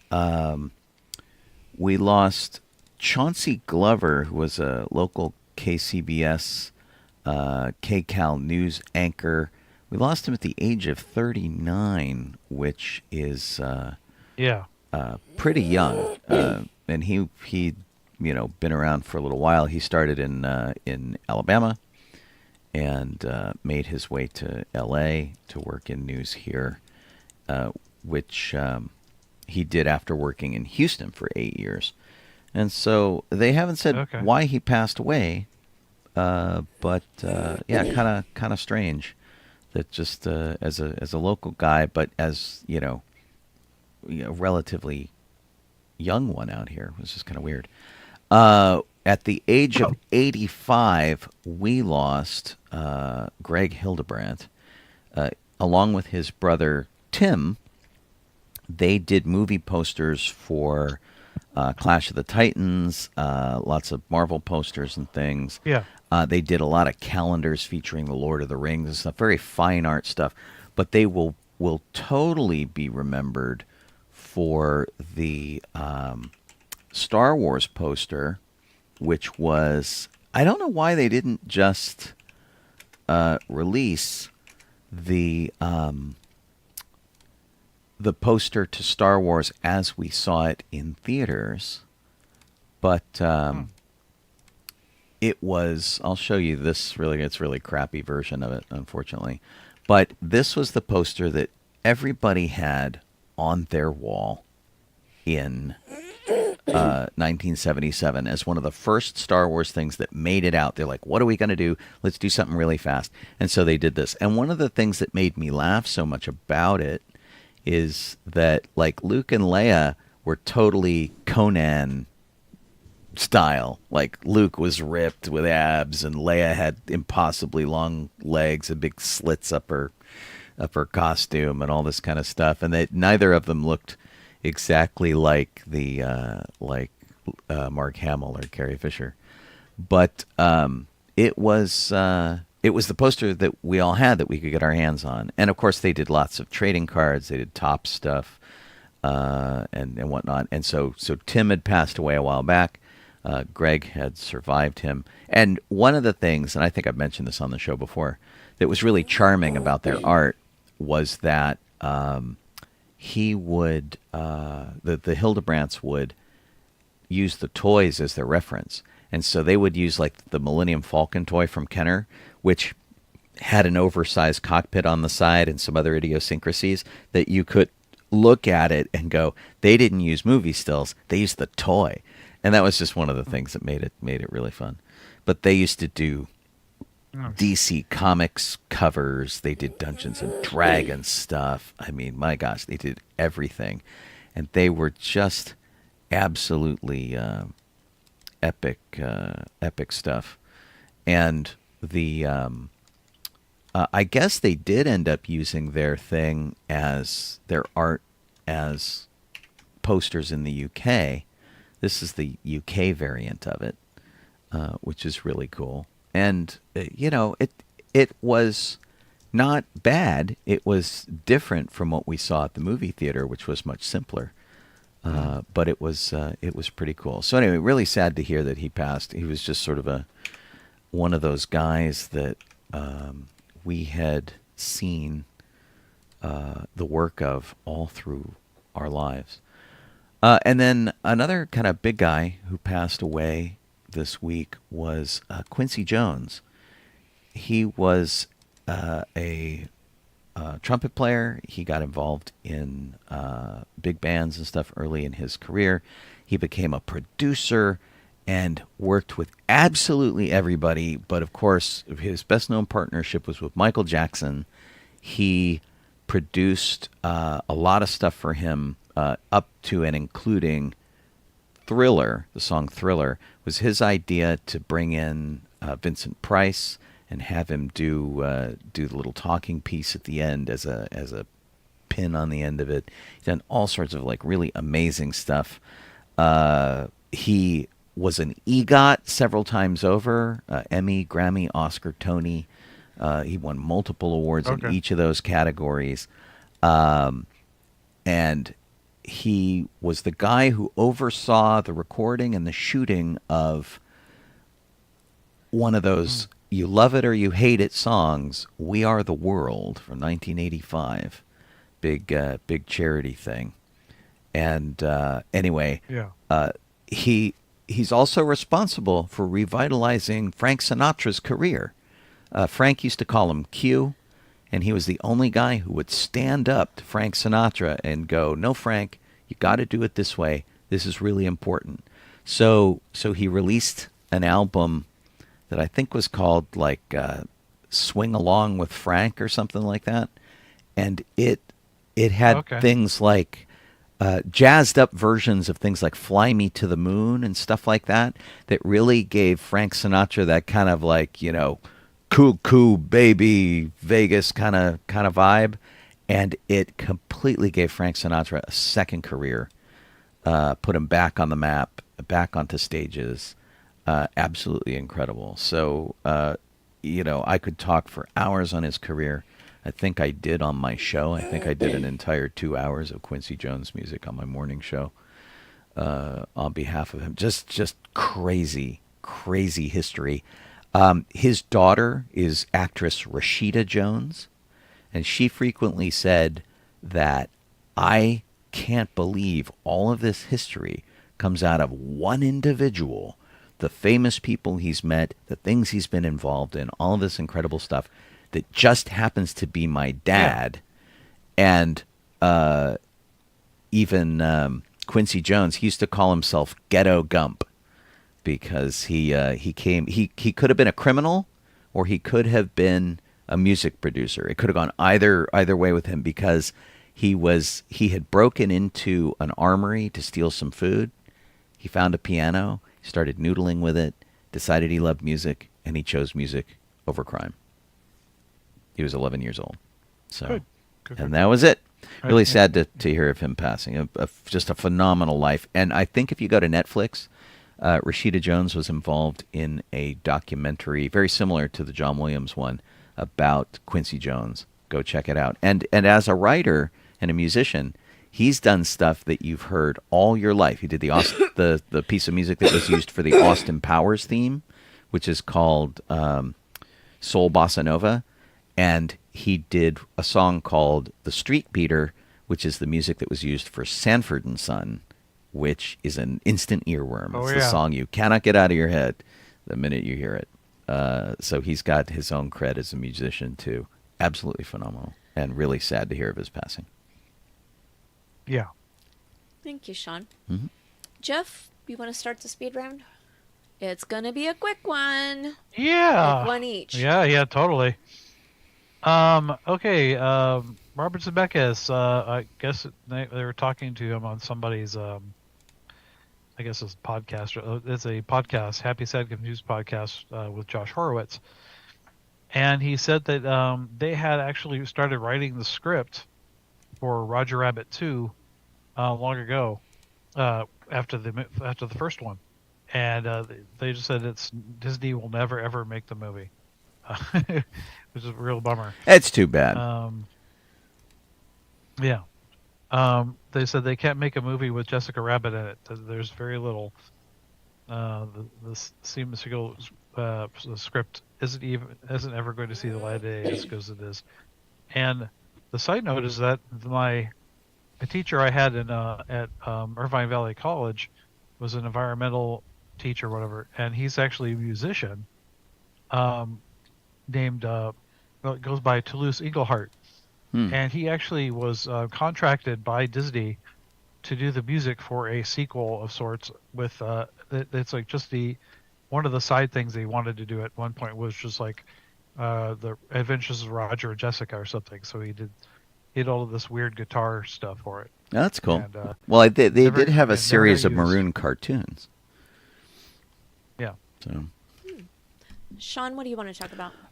One of the things that I had put in our teaser was the list of Stranger Things Season 5 episode titles. They released a little teaser video that reveals those. They are called The Crawl, The Vanishing of Blank. They won't tell us who vanished. The Turnbow Trap, which has nothing to do with our producer, Gene Turnbow. Sorcerer. Goodness. Shock Jock. Escape from Camazotz, The Bridge, and The Right Side Up. So, all your favorites are coming back, of course, for Season 5. Season 4 set a record for Netflix with so many people getting involved and watching it. And, of course, it brought Kate Bush to the fore again with her song because it was featured so much as a plot point in that thing. Yeah. Really, Season 4 was amazing. And can they match it? I don't know. We'll have to find out. But it was absolutely phenomenal. Fingers crossed. And it doesn't say. Who's Erica Sinclair? What character is that? Erica Sinclair? I don't remember Erica Sinclair. I don't know. Maybe that's a new one. I don't. Maybe. Apparently, either. Linda Hamilton's going to be in this season too. Cool. Yeah. Well, I mean, they have to have one hardcore. I think Erica Sinclair. She was the little girl, the black girl, the sassy one. Yes. Okay. Oh, She his was. sister. She was. Yes, She she was the is. sassy sister. I like her. Yeah. Yeah. So she's coming back. Okay. That's cool. Of course, they're all so much older now. Okay. Right. This is the end, man. They can't really do much past this unless they move No. them on to college and do some other stuff because they're all getting old. I think they're ready to go their own Yeah, ways there's some anyway. sort of time jump. Yeah. Okay, so we have 4 minutes left. Do you want to talk about anything coming up, or do you want to talk more about the news? I had teased Agatha All Along. We were going to do a wrap up. We'll do that next week because I think it requires more time than we have. But if you haven't seen it, this is your chance to get caught up because it was really good. Absolutely loved it. It ended well, in my opinion.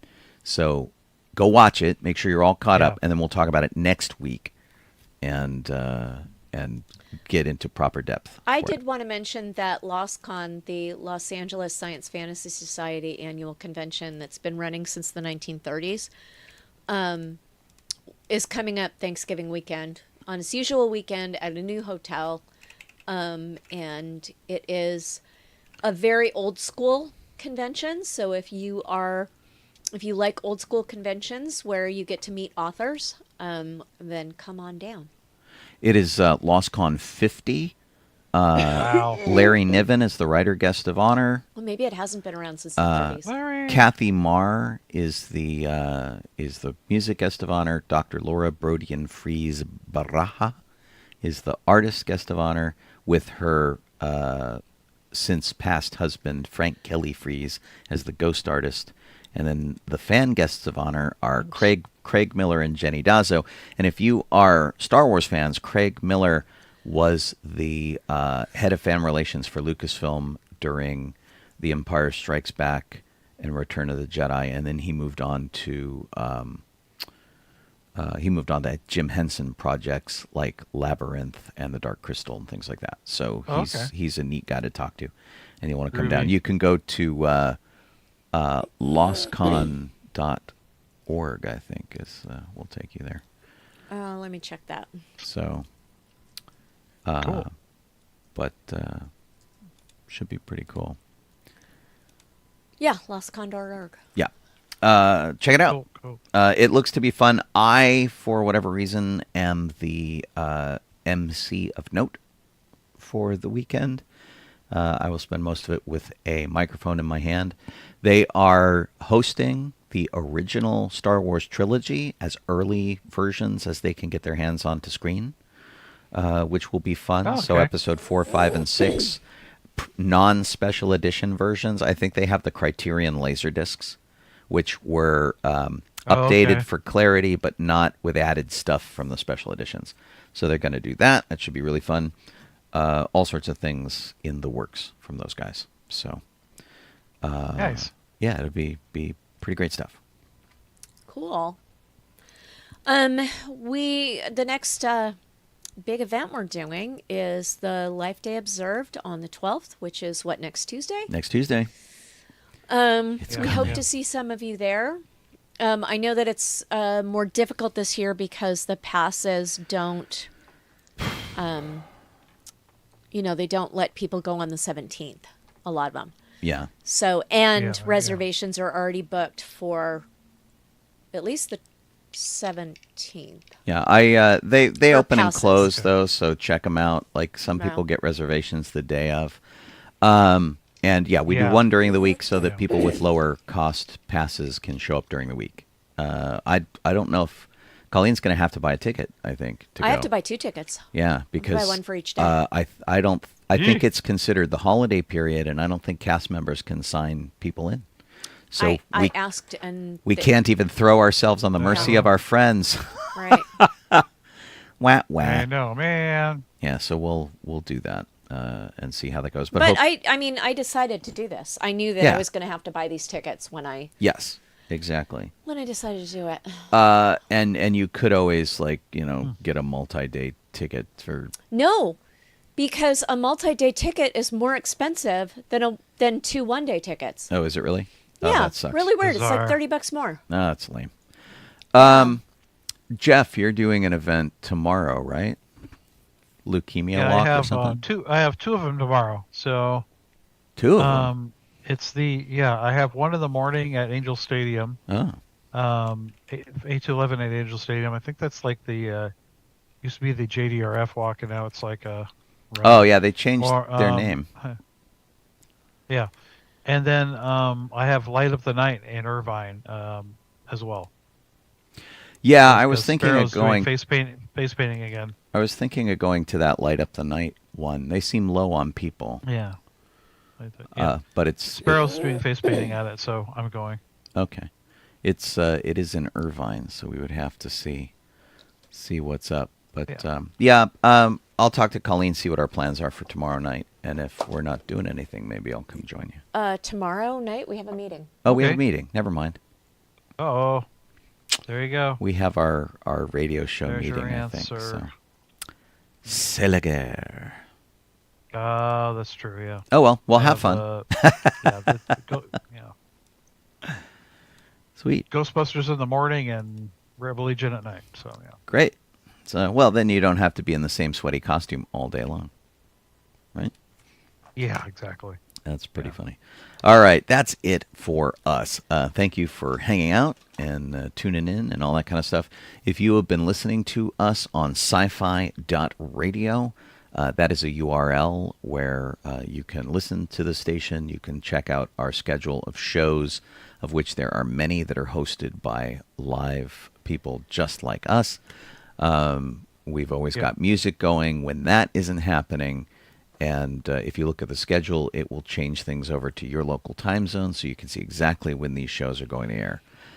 If you have been watching on Twitch, thank you, or on Facebook on my page, glad to see you guys there, or over at sci-fi.radio. And if you jumped in from YouTube, YouTube is always a great place if you want to point someone at the show. That's where they go to be archived, so check that out too. Like or subscribe or do whatever you can to let us know that you have been here tonight. That's how we get to check in on you guys and know that you were there and you had a good time and you like what we do after 12 and a half years or whatever. We do that. Big thanks to Kit for putting together our user document that keeps all of our topics in order and lets us choose from our lists of cool topics and things, and also for everything she does over on social media, over on the Docking Bay 94 Facebook page. To everybody else, as stressed as things are right now, keep calm and stick to it and all of that kind of thing. Yeah. And, we're all, we're here if you need us, just to let you know. And hopefully we are some kind of spot of fun in your week, regardless of where you happen to sit and what kind of stress you're going through in your life. That's it. I'm calling Kayla Crosby. Yep. This is Jeff Soldado. I am Sean Obi-Shawn Crosby. As always, may the force be with you. Force be with you. Get some credits over here for all you guys over on the video. Bye, video people.